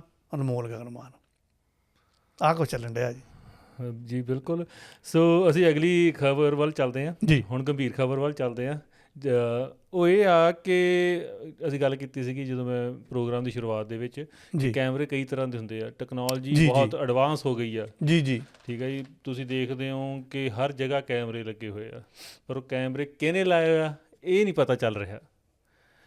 ਦਿੱਲੀ ਤੋਂ ਖਬਰ ਆ ਰਹੀ ਆ ਜੀ, ਬਹੁਤ ਗੰਭੀਰ ਖਬਰ ਆ। ਦਿੱਲੀ ਕੈਂਟ ਦੇ ਵਿੱਚ ਜਿਹੜੇ ਸਟੇਸ਼ਨ ਦੇ ਉੱਤੇ ਕੈਮਰੇ ਫੜੇ ਗਏ ਨੇ। ਸੋ ਉਹ ਬਹੁਤ ਗੰਭੀਰ ਮਸਲਾ ਕਿ ਕੈਮਰੇ ਉੱਥੇ ਲਗਾ ਕੌਣ ਗਿਆ। ਖਬਰ ਇਹ ਨੈਸ਼ਨਲ ਨਿਊਜ਼ ਹੈਗੀ ਜੀ, ਇਹ ਇੰਟਰਨੈਸ਼ਨਲ ਲੈਵਲ 'ਤੇ ਵੀ ਗਈ ਆ। ਵੱਡੇ ਤੁਸੀਂ ਅਖਬਾਰ ਚੱਕੋ ਨਾ, ਬਾਹਰਲੇ ਜਿਹੜੇ ਆ ਉਹਨਾਂ ਨੇ ਵੀ ਇਸ ਚੀਜ਼ ਨੂੰ ਕੋਟ ਕੀਤਾ, ਕਿਉਂਕਿ ਉਹਨਾਂ ਨੂੰ ਵੀ ਇਹ ਖਬਰ ਲਾ ਕੇ ਨਾ ਥੋੜ੍ਹਾ ਜਿਹਾ ਮਿਲਦਾ, ਕਿਉਂਕਿ ਜਿਹੜੀਆਂ ਲੌਬੀਜ਼ ਕੰਮ ਕਰਦੀਆਂ, ਹੁਣ ਸਾਰੀਆਂ ਲੌਬੀਜ਼ ਇੰਡੀਆ ਦੇ ਨਾਲ ਵੀ ਨਹੀਂ ਚੱਲਦੀਆਂ, ਕਈ ਸ਼ਰੀਕ ਵੀ ਹੈਗੇ ਆ, ਉਹ ਫਿਰ ਇੱਦਾਂ ਦੀ ਖਬਰ ਨੂੰ ਹਾਈਲਾਈਟ ਕਰਦੇ ਆ ਜਾਣ ਬੁੱਝ ਕੇ ਕਿ ਅਸੀਂ, ਕਿਉਂਕਿ ਕੋਈ ਨਾ ਕੋਈ ਲੌਬੀ ਕਿਸੇ ਨਾ ਕਿਸੇ ਹਿਸਾਬ ਨਾਲ ਜੁੜੀ ਹੁੰਦੀ ਹੈ। ਜਿਹੜੀ ਕਿਸੇ ਗੌਰਮੈਂਟ ਦੇ ਐਂਟੀ ਲੌਬੀ ਆ ਉਹਨੇ ਜਾਣ ਕੇ ਚਲਾਉਣੀ ਆ ਉਹ ਖਬਰ, ਬਿਲਕੁਲ, ਅਤੇ ਗਾਂਹ ਵੀ ਫਾਰਵਰਡ ਕਰਨੀ ਆ ਵੀ ਤੁਸੀਂ ਵੀ ਲਾਓ, ਤੁਸੀਂ ਵੀ ਲਾਓ। ਹੈਗੀ ਵੈਸੇ ਬਹੁਤ ਨਮੋਸ਼ੀ ਵਾਲੀ ਗੱਲ ਆ। ਦਿੱਲੀ ਕੈਂਟ ਉਹ ਏਰੀਆ ਹੁੰਦਾ ਜਿੱਥੇ ਫੌਜੀ ਛਾਉਣੀ ਟਾਈਪ ਹੁੰਦਾ ਆ, ਜਿੱਥੇ ਫੌਜ ਦਾ ਆਪਾਂ ਜਲੰਧਰ ਕੈਂਟ ਆ, ਜਦੋਂ ਆਪਣੇ ਕੈਂਟ ਜਿਹਨ ਚ ਆਉਂਦਾ ਆਪਾਂ ਨੂੰ ਲੱਗਦਾ ਵੀ ਸਿਸਟਮ ਬਹੁਤ ਤਕੜਾ ਹੋਣਾ, ਵੀ ਸਾਰਾ ਸਿਸਟਮੈਟਿਕਲੀ ਹੋਣਾ, ਪੂਰੇ ਚੱਪੇ ਚੱਪੇ ਦੇ ਕੈਮਰੇ ਲੱਗੇ ਹੋਣੇ, ਜੇ ਆ ਬੋ ਆ। ਦਿੱਲੀ ਕੈਂਟ ਰੇਲਵੇ ਸਟੇਸ਼ਨ ਦੇ ਉੱਪਰ ਸੋਲਰ ਕੈਮਰੇ ਲਗਾਤੇ ਜੀ, ਮਤਲਬ ਕਿ ਪਾਵਰ ਸਪਲਾਈ ਦਾ ਵੀ ਕੋਈ ਚੱਕਰ ਨਹੀਂ। ਰਿਕਾਰਡਿੰਗਾਂ ਵੀ ਸ਼ੁਰੂ ਹੋ ਗਈਆਂ, ਡਾਟਾ ਪਤਾ ਨਹੀਂ ਰੋਜ਼ ਰੋਜ਼ਾਨਾ ਕਿੰਨਾ ਜਾਂਦਾ ਹੋਣਾ ਆ। ਬਾਅਦ 'ਚ ਪਤਾ ਲੱਗਾ ਵੀ ਇਹ ਭਾਈ ਕੈਮਰੇ ਲਾਏ ਕਿਹਨੇ ਆ, ਕੋਈ ਮਿਊਨਸੀਪਲ ਕਮੇਟੀ ਨੇ ਨਹੀਂ, ਕੋਈ ਫੌਜੀਆਂ ਨੇ ਨਹੀਂ ਨਾ। ਉਹ ਬਾਅਦ 'ਚ ਪਤਾ ਲੱਗਾ ਵੀ ਨਾ ਵਿਭਾਗ ਨੇ ਲਾਇਆ, ਨਾ ਕਿਸੇ ਕਮੇਟੀ ਨੇ ਲਾਇਆ। ਫਿਰ ਲਾ ਕੌਣ ਗਿਆ, ਉਹ ਵੀ ਸੋਲਰ 'ਤੇ, ਮਤਲਬ ਕਿ ਚੱਲਦੇ ਵੀ ਰਹਿਣੇ ਆ, ਕੋਈ ਚੱਕਰ ਹੀ ਨਹੀਂ ਹੈਗਾ ਪਾਵਰ ਦਾ। ਹੌਲੀ ਹੌਲੀ ਪਤਾ ਲੱਗਾ ਵੀ ਇਹਦੇ ਵਿੱਚ ਤਾਂ ISI ਦਾ ਹੱਥ ਹੈਗਾ। ਉਹ ਨਹੀਂ ਬੋਲ ਤਾਂ ISI ਦਾ ਹੱਥ, ਹੁਣ ਇਹੀ ਬੋਲਣਾ ਸੀ, ਹੋਰ ਕੀ ਬੋਲਣਾ ਸੀਗਾ। ਫਿਰ ਇਨਵੈਸਟੀਗੇਸ਼ਨਾਂ ਹੋਣੀਆਂ ਸ਼ੁਰੂ ਹੋਈਆਂ, ਉਹਦੇ ਵਿੱਚ ਪਾਇਆ ਵੀ ਇਹ ਭਾਈ ਇਕੱਲੇ ਦਿੱਲੀ ਕੈਂਟ ਤੱਕ ਨਹੀਂ, ਇੱਥੇ ਤਾਂ ਨਹੀਂ ਰਿਕਾਰਡਿੰਗਾਂ ਲਾਤੀਆਂ, ਇਹਨਾਂ ਦਾ ਤਾਂ ਮਨਸੂਬਾ ਆ ਕਿ ਅਸੀਂ ਅਟਾਰੀ ਬਾਰਡਰ ਤੱਕ, ਪੰਜਾਬ ਤੱਕ ਵੀ ਜਾਣਾ ਆ। ਜਾਣੀ ਇਹਦਾ ਮਤਲਬ ਇਹ ਹੋਇਆ ਕਿ ਚੁੱਪ ਚਪੀਤੀ ਕੈਮਰੇ ਲਾਤੇ ਔਰ ਸਾਨੂੰ ਪਤਾ ਹੀ ਨਹੀਂ, ਕਿਉਂਕਿ ਅਸੀਂ ਤਾਂ ਵੈਸੇ ਤੱਤੀਆਂ ਠੰਡੀਆਂ ਹੀ 'ਚ ਉਲਝੇ ਰਹਿੰਦੇ ਹਾਂ। ਇਹਦਾ ਮਤਲਬ ਤੁਹਾਡੇ ਰੇਲਵੇ ਸਟੇਸ਼ਨ ਜਿਹੜੇ ਮੇਨ ਆ, ਜੇ ਅਟਾਰੀ ਬਾਰਡਰ ਉੱਥੇ ਰੇਲਵੇ ਸਟੇਸ਼ਨ 'ਤੇ ਵੀ ਇਹ ਕੈਮਰੇ ਲੱਗ ਜਾਂਦੇ, ਰਿਕਾਰਡਿੰਗਾਂ ਜਾਂਦੀਆਂ, ਤਾਂ ਮਤਲਬ ਸਾਰਾ ਕੁਝ ਤਾਂ ਜਿਹੜਾ ਵੀ ਤੁਹਾਡਾ ਕੋਈ ਸ਼ਰੀਕ ਹੋਏਗਾ ਉਹ ਸਾਰਾ ਕੁਝ ਡਾਟਾ ਤਾਂ ਉਦੋਂ ਲਾਈਵ ਜਾ ਰਿਹਾ ਆ। ਇਹਦਾ ਮਤਲਬ ਕੋਈ ਵੱਡੀ ਵਾਰਦਾਤ ਦਾ ਵੀ ਇਹਦੇ ਵਿੱਚ ਹੋ ਸਕਦਾ ਸੀ, ਹਾਦਸਾ ਹੋ ਸਕਦਾ ਸੀਗਾ। ਹੁਣ ਚਲੋ ਫੜ ਲਾਇਆ, ਠੀਕ ਆ। ਅਸੀਂ ਕਹਿੰਦੇ ਹਾਂ ਵੀ ਪੰਜਾਬ ਦੇ ਬਾਰਡਰ ਦੇ ਉੱਪਰ ਫਰੀਦਕੋਟ ਦਾ ਕੇਸ ਹੈਗਾ ਜਿੱਥੇ ਉਹ 2 ਪੁਲਿਸ ਵਾਲੇ ਮਾਰਤੇ ਥਾਣੇ ਦੇ ਵਿੱਚ ਹੀ। ਹਾਂਜੀ, ਗੁਰਦਾਸਪੁਰ ਮਾਫ ਕਰਨਾ, ਗੁਰਦਾਸਪੁਰ ਦਾ। ਇਹ ਵੀ ਤਾਂ ਪਹਿਲੀ ਵਾਰ ਹੋਇਆ। ਹਾਂਜੀ, ਕਿ ਥਾਣੇ ਦੇ ਵਿੱਚ ਇੱਦਾਂ ਹੀ ਮਾਰ ਦਿੱਤੇ, ਔਰ ਬਾਅਦ 'ਚ ਪਹਿਲਾਂ ਤਾਂ ਉਹ ਆਪੇ ਹੀ ਲੜ ਪਏ ਆ ਜੀ, ਐਂ ਹੋ ਗਿਆ, ਉਹ ਵੈਸੇ ਹੀ ਚੱਲ ਗਈ ਆ। ਬਾਅਦ 'ਚ ਕਹਿੰਦੇ ਨਹੀਂ, ਉਹਨਾਂ ਨੂੰ ਕੋਈ ਮਾਰ ਕੇ ਗਿਆ ਆ। ਫਿਰ ਨੌਜਵਾਨ ਚੱਕ ਲਿਆ, ਫਿਰ ਨੌਜਵਾਨ ਦਾ ਉਹ ਕਰ ਦਿੱਤਾ, ਉਹਨਾਂ ਨੇ ਐਨਕਾਊਂਟਰ ਕਰ ਦਿੱਤਾ ਜੀ। ਮਸਲਾ ਹਜੇ ਵੀ ਫਸਿਆ ਹੋਇਆ ਆ। ਹੁਣ ਜਦੋਂ ਇਨਵੈਸਟੀਗੇਸ਼ਨਾਂ ਹੋਈਆਂ ਉਹਦੇ ਵਿੱਚ ਇਹ ਪਤਾ ਲੱਗਾ ਕਿ ਭਾਈ ਜਿਹੜੇ ਇਹ ਇਲਾਕੇ ਨੇ ਉੱਥੇ ਦੀ ਨੌਜਵਾਨੀ ਹੈਗੀ ਫਰਸਟ੍ਰੇਟਡ, ਕੰਮਕਾਰ ਹੈ ਨਹੀਂ ਗੇ, ਨੌਜਵਾਨੀ ਦਾ ਖੂਨ ਤੱਤਾ ਹੈ। ਇਹਨਾਂ ਨੂੰ ਏਜੰਸੀਆਂ ਕੁਛ ਕੁ ਲੱਖ ਦੇ ਵਿੱਚ 2-3 ਲੱਖ ਦਿਖਾ ਕੇ ਇੱਦਾਂ ਦੇ ਕੰਮਾਂ 'ਚ ਪਾਉਣ ਡਈਆਂ, ਨਾਲੇ ਅਸਲਾ ਦੇਣ ਡਈਆਂ, ਨਾਲੇ ਅਗਲੇ ਕਹਿੰਦੇ ਕਿ ਆ ਫਲਾਣਾ ਚੱਕ ਦਈ। ਉਹ ਜਦੋਂ ਉਹ ਕੋਈ ਵਾਰਦਾਤ ਹੁੰਦੀ ਆ, ਉਹਨਾਂ ਫਿਰ ਹਾਲਾਤ ਅਪ ਡਾਊਨ ਹੋ ਜਾਂਦੇ ਆ ਉਸ ਜਗ੍ਹਾ ਦੇ, ਔਰ ਉਹ ਏਜੰਸੀਆਂ ਨੂੰ ਚਾਹੀਦੇ ਹੁੰਦੇ, ਉਹਦੇ ਵਿੱਚ ਪਤਾ ਨਹੀਂ ਉਹਨਾਂ ਨੇ ਫਿਰ ਉੱਥੇ ਕੀ ਕੁਛ ਕਰਨਾ ਹੁੰਦਾ ਆ। ਇਹਦੇ ਵਿੱਚ ਵੀ ਦੇਖ ਲਓ ਕਿ ਜਿਹੜੇ ਬੰਦੇ CCTV ਕੈਮਰਾ ਲਾਉਣ ਵਾਲੇ ਸ਼ਾਮਲ ਸੀਗੇ, ਉਹਨਾਂ ਨੇ ਬੰਦੇ ਕਿਵੇਂ ਚੂਜ਼ ਕੀਤੇ ਆ। ਉਹਨਾਂ ਨੇ, ਮੈਂ ਨਾਂ ਬੋਲਦਾ ਜੀ, ਸੁਹੇਲ, ਠੀਕ ਹੈ ਜੀ, ਇੱਕ ਸੀਗਾ ਜੀ ਆਪਣੇ ਕੋਲ ਇਰਗ, ਪ੍ਰਵੀਨ, ਰਾਜ ਅਲੱਗ ਨਾਂ ਆ ਜੀ, ਠੀਕ ਹੈ, ਇੱਕ ਰਿਤਿਕ ਸੀਗਾ ਅਤੇ ਇੱਕ ਸ਼ਿਵਾ। ਕੁਛ ਹਿੰਦੂ ਲੈ ਲੈ ਅਤੇ ਕੁਛ ਮੁਸਲਮਾਨ ਲੈ ਲੈ। ਓਬਵੀਅਸਲੀ ਫਿਰ ਇਹਦਾ ਮਤਲਬ ਕਿ ਉਹਨਾਂ ਨੇ ਉਹ ਬੰਦੇ ਟਾਰਗੇਟ ਕੀਤੇ ਜਿਹੜੇ ਬੇਰੁਜ਼ਗਾਰ ਵਗੈਰਾ ਹੋਣਗੇ। ਉਹਨਾਂ ਨੇ ਕਿਹਾ ਵੀ ਚੱਕੋ 2-2.5 ਲੱਖ ਰੁਪਏ ਚੱਕੋ ਅਤੇ ਤੁਸੀਂ ਨਾ ਆਹ ਵਾਲਾ ਕੰਮ ਕਰ ਦਿਓ। ਸੋ ਇਹਦਾ ਮਤਲਬ ਸਾਡੀਆਂ ਸਰਕਾਰਾਂ ਨੂੰ, ਕੇਂਦਰ ਨੂੰ ਵੀ ਅਤੇ ਸਾਡੀਆਂ ਸੂਬਾ ਸਰਕਾਰਾਂ ਨੂੰ ਵੀ ਥੋੜ੍ਹਾ ਦੇਖਣਾ ਪਏਗਾ ਤੁਹਾਡੀ ਨੌਜਵਾਨੀ ਦਾ ਹੁਣ ਯੂਜ਼ ਕਿੱਦਾਂ ਕਰਦੇ ਆ ਜਿਹੜੀਆਂ ਆਊਟਰ ਏਜੰਸੀਆਂ ਆ। ਸੋ ਕੰਮ ਤਾਂ ਇਹ ਉਹਨਾਂ ਦੇ ਹੀ ਆ ਸਾਰੇ। ਸੋ ਇਸ ਕਰਕੇ ਮੈਂ ਤਾਂ ਪੰਜਾਬ ਦੀ ਉਸ ਵਾਰਦਾਤ ਨੂੰ ਵੀ ਇਹ ਚੀਜ਼ ਦੇ ਨਾਲ ਹੀ ਕੋਡ ਕਰਦਾ ਕਿ ਨੌਜਵਾਨੀ ਇੱਦਾਂ ਹੁਣ ਵਰਤੀ ਜਾ ਰਹੀ ਹੈ। ਬਿਲਕੁਲ ਗੰਭੀਰ ਆ ਇਹ, ਬਿਲਕੁਲ ਬਹੁਤ ਗੰਭੀਰ ਮਸਲਾ ਆ। ਜਿਹੜੇ ਤੁਸੀਂ ਇਨਕਾਊਂਟਰ ਦੀ ਗੱਲ ਵੀ ਕੀਤੀ ਸੀ, ਬੇਸ਼ੱਕ ਪੁਲਿਸ ਨੇ ਕਤਲ ਕੀਤਾ ਆ, ਸੋ ਨੌਜਵਾਨੀ ਤਾਂ ਮਰ ਰਹੀ ਹੈ ਨਾ। ਉਹ ਪੰਜਾਬ ਪੁਲਿਸ ਵਾਲੇ ਵੀ ਪੰਜਾਬ ਦੇ ਸੀ, ਉਹ ਨੌਜਵਾਨ ਜਿਹੜਾ ਮਾਰਿਆ ਉਹ ਵੀ ਪੰਜਾਬ ਦਾ ਸੀ, ਬਿਲਕੁਲ। ਪਰ ਕਿਤੇ ਨਾ ਕਿਤੇ ਕੋਈ ਵੀ ਸਰਕਾਰ ਹੋਵੇ, ਪਰ ਉਹਨੂੰ ਇਹ ਦੇਖਣਾ ਪਏਗਾ ਕਿ ਨੌਜਵਾਨੀ ਨੂੰ ਕਿਹੜੇ ਰਾਹੇ ਲਾਉਣਾ, ਕਿਉਂਕਿ ਐਨਰਜੀ ਆ ਉਹ ਕਿੱਧਰ ਨੂੰ ਯੂਜ਼ ਕਰਨੀ ਹੈ। ਔਰ ਇਹ ਏਜੰਸੀਆਂ ਦੇਖੋ ਕੱਚੀ ਉਮਰ ਵਾਲੇ ਚੱਕਣ ਡਈਆਂ, ਇਹ ਨਹੀਂ ਕੋਈ 30-35 ਵਾਲਾ, 18, 19, 20 ਇੱਦਾਂ ਦੇ। ਇਹ ਉਹ ਉਮਰ ਹੈ ਜਿਹਦੇ ਵਿੱਚ ਬੰਦੇ ਨੂੰ ਤਾਂਘ ਬਹੁਤ ਹੁੰਦੀ ਹੈ ਕਿ ਮੈਨੂੰ ਆਹ ਵੀ ਵਿਆਜ ਵੀ, ਫਿਰ ਇੱਕ ਜ਼ੋਰ ਬਹੁਤ ਹੁੰਦਾ। ਸਾਡੀ ਉਮਰ ਦੇ ਵਿੱਚ ਤਾਂ ਇਹ ਹੁੰਦਾ ਵੀ ਭਾਈ ਜਾਂ ਤਾਂ ਚੱਕ ਲਾ ਤੇ ਜਾਂ ਫਿਰ ਰੱਖ ਲਾ, ਇੱਕ ਕੰਮ ਹੁੰਦਾ ਆ। ਇਹ ਉਮਰ ਹੀ ਇਹੋ ਜਿਹੀ ਇਹਦੇ ਵਿੱਚ ਮੈਂ ਚੱਕ ਦੂੰ ਮੈਂ ਰੱਖ ਦੂੰ, ਮਤਲਬ ਕਿ ਅੰਦਰੋਂ ਵਾਲੇ ਇੰਨਾ ਉੱਠਣ ਡਿਆ ਹੁੰਦਾ ਆ। ਸੋ ਉਹ ਪੈਸਾ ਦਿਖਾ ਕੇ ਉਹ ਕੈਸ਼ ਕਰਨਾ ਹੈ ਉਹਨਾਂ ਨੂੰ। ਬਿਲਕੁਲ। ਅਗਲੀ ਖਬਰ ਤੇ ਜਾਣ ਤੋਂ ਪਹਿਲਾਂ ਮੈਂ ਥੋੜ੍ਹਾ ਜਿਹਾ ਨਾ ਵਿਸਤਾਰ ਤੇ ਜ਼ਰੂਰ ਜਾਊਂਗਾ, ਕਿਉਂਕਿ ਤੁਸੀਂ ਨਾ ਪਿਛਲੇ ਕੁਛ ਕੁ ਸਮੇਂ ਤੋਂ ਇਹ ਚੀਜ਼ ਵਾਚੀ ਹੋਣੀ ਆ ਵੀ ਪਤਾ ਨਹੀਂ ਜਾਂ ਤਾਂ ਜਿਹੜੇ ਸਾਡੇ ਪੋਡਕਾਸਟਰ ਆ ਜਾਂ ਖਬਰਾਂ ਵਾਲੇ ਵੀਰ ਫੁੱਲ ਟਾਈਮ ਇਸ ਕੰਮ ਦੇ ਵਿੱਚ ਨੇ, ਉਹ ਅਟੈਂਸ਼ਨਲੀ ਕਰਦੇ ਨੇ ਕਿ ਉਹਨਾਂ ਦੇ ਪੈਸੇ ਬਣਨ, ਵਿਊਜ਼ ਬਣਨ। ਕਿ ਜਦੋਂ ਤੁਸੀਂ ਗੱਲ ਕਰਦੇ ਹੋ ਨਾ ਤੱਤੀਆਂ ਚੀਜ਼ਾਂ ਸੁਣਨ ਦਾ ਆਪਾਂ ਨੂੰ ਸ਼ੌਂਕ ਬਹੁਤ ਆ। ਤੁਸੀਂ ਦੇਖਿਆ ਹੋਣਾ ਪਿਛਲੇ ਕੁਛ ਕੁ ਸਾਲਾਂ ਤੋਂ ਨਾ ਤਾਂ ਤੁਹਾਨੂੰ ਜਿਹੜੇ ਲੋਕ ਨਾਇਕ ਹੋਏ ਆ ਉਹਨਾਂ ਦੇ ਪਿੰਡਾਂ ਦੀ ਕੋਈ ਖਬਰਸਾਰ, ਉਹਨਾਂ ਦੀਆਂ ਕਹਾਣੀਆਂ, ਜਾਂ ਫਿਰ ਜਿਹੜੇ ਦੇਸ਼ ਲਈ ਮਰ ਮਿਟੇ ਆ, ਬੇਸ਼ੱਕ ਰਾਜਨੀਤਿਕ ਕੈਦੀ ਹੋਣ, ਉਹਨਾਂ ਦੀ ਗੱਲਬਾਤ ਕਰਦੇ ਕੋਈ ਇੰਟਰਵਿਊਜ਼ ਹੁੰਦੀਆਂ ਤੁਸੀਂ ਦੇਖੀਆਂ ਹੋਣੀਆਂ।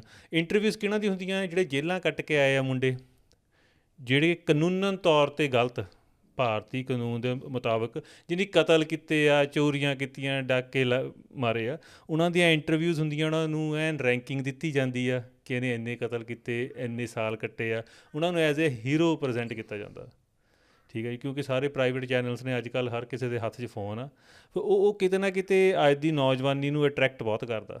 ਉਹਦੇ ਲਈ ਦੋਸ਼ੀ ਵੀਡੀਓ ਬਣਾਉਣ ਵਾਲਾ ਤਾਂ ਦੋਸ਼ੀ ਹੈ ਹੀ ਆ, ਵਿਊਅਰਸ ਵੀ ਬਰਾਬਰ ਦੇ ਦੋਸ਼ੀ ਹੈ, ਕਿਉਂਕਿ ਤੁਹਾਡੇ ਵਿਊਜ਼ ਦੇ ਨਾਲ ਉਹਨਾਂ ਦੇ ਪੈਸੇ ਬਣਦੇ ਆ।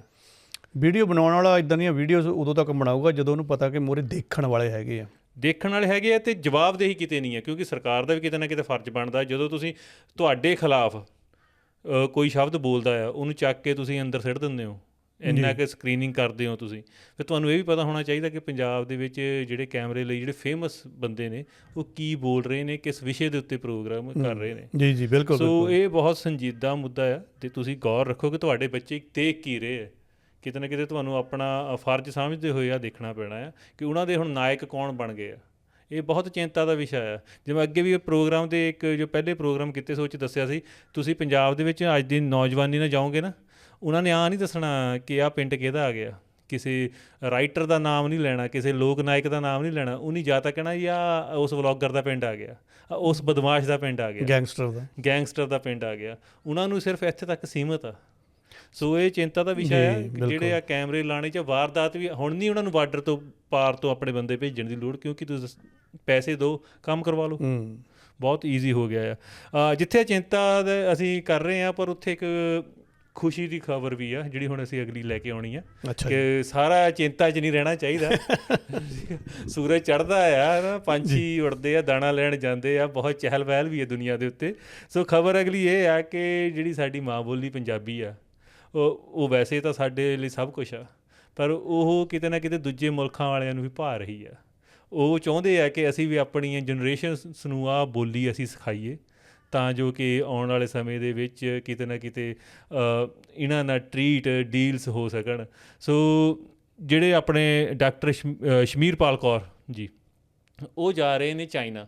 ਸੋ ਕੀ ਪੂਰਾ ਮਾਮਲਾ ਹੈ ਕਿ ਉਹਨਾਂ ਨੂੰ ਹੀ ਕਿਉਂ ਸੱਦਿਆ ਗਿਆ ਅਤੇ ਕਿਹੜੀ ਕੰਟਰੀ ਹੈ, ਕਿਹੜੀਆਂ ਯੂਨੀਵਰਸਿਟੀਜ਼ ਆ ਜਿਹੜੀਆਂ ਬੁਲਾ ਰਹੀਆਂ ਨੇ ਉਹਨਾਂ ਨੂੰ?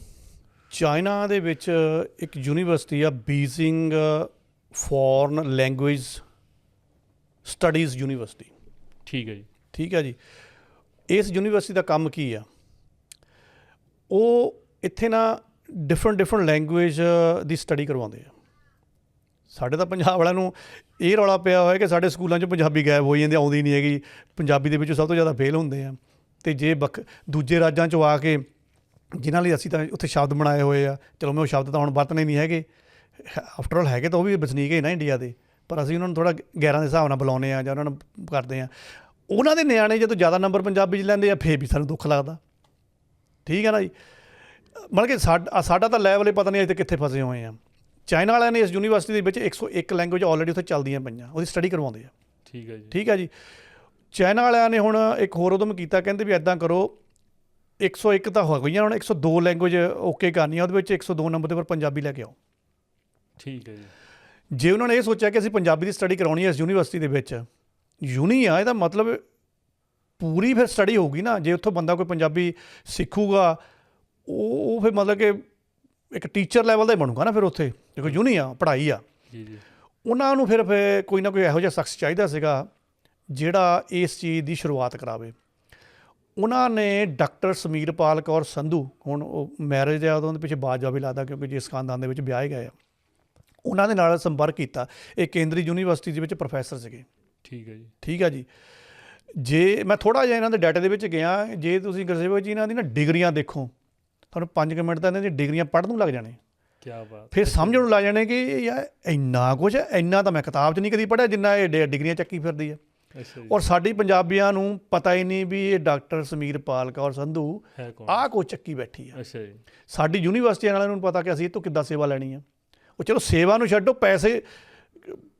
ਪੈਸੇ ਦੇ ਕੇ ਕੰਮ ਕਰਵਾ ਲਓ ਕਿ ਬੰਦਾ ਐਡਾ ਕੋਈ ਗੁਣੀ ਆ, ਔਰ ਉਹ ਵੀ ਫੀਮੇਲ ਲੱਭਦੇ ਆ ਕਿਤੇ, ਕਿਉਂਕਿ ਵੈਸੇ ਕਈ ਵਾਰ ਹਾਸ਼ੀ ਤੇ ਧੱਕ ਦਿੰਦੇ ਆ, ਥੋੜ੍ਹਾ ਜੈਂਡਰ ਫੈਕਟਰ ਵੀ ਇਹਨਾਂ ਚੀਜ਼ਾਂ 'ਤੇ ਚੱਲਦਾ ਆ। ਚਲੋ ਖੈਰ ਉਹ ਆਪਣਾ ਵਿਸ਼ਾ ਨਹੀਂ ਹੈਗਾ।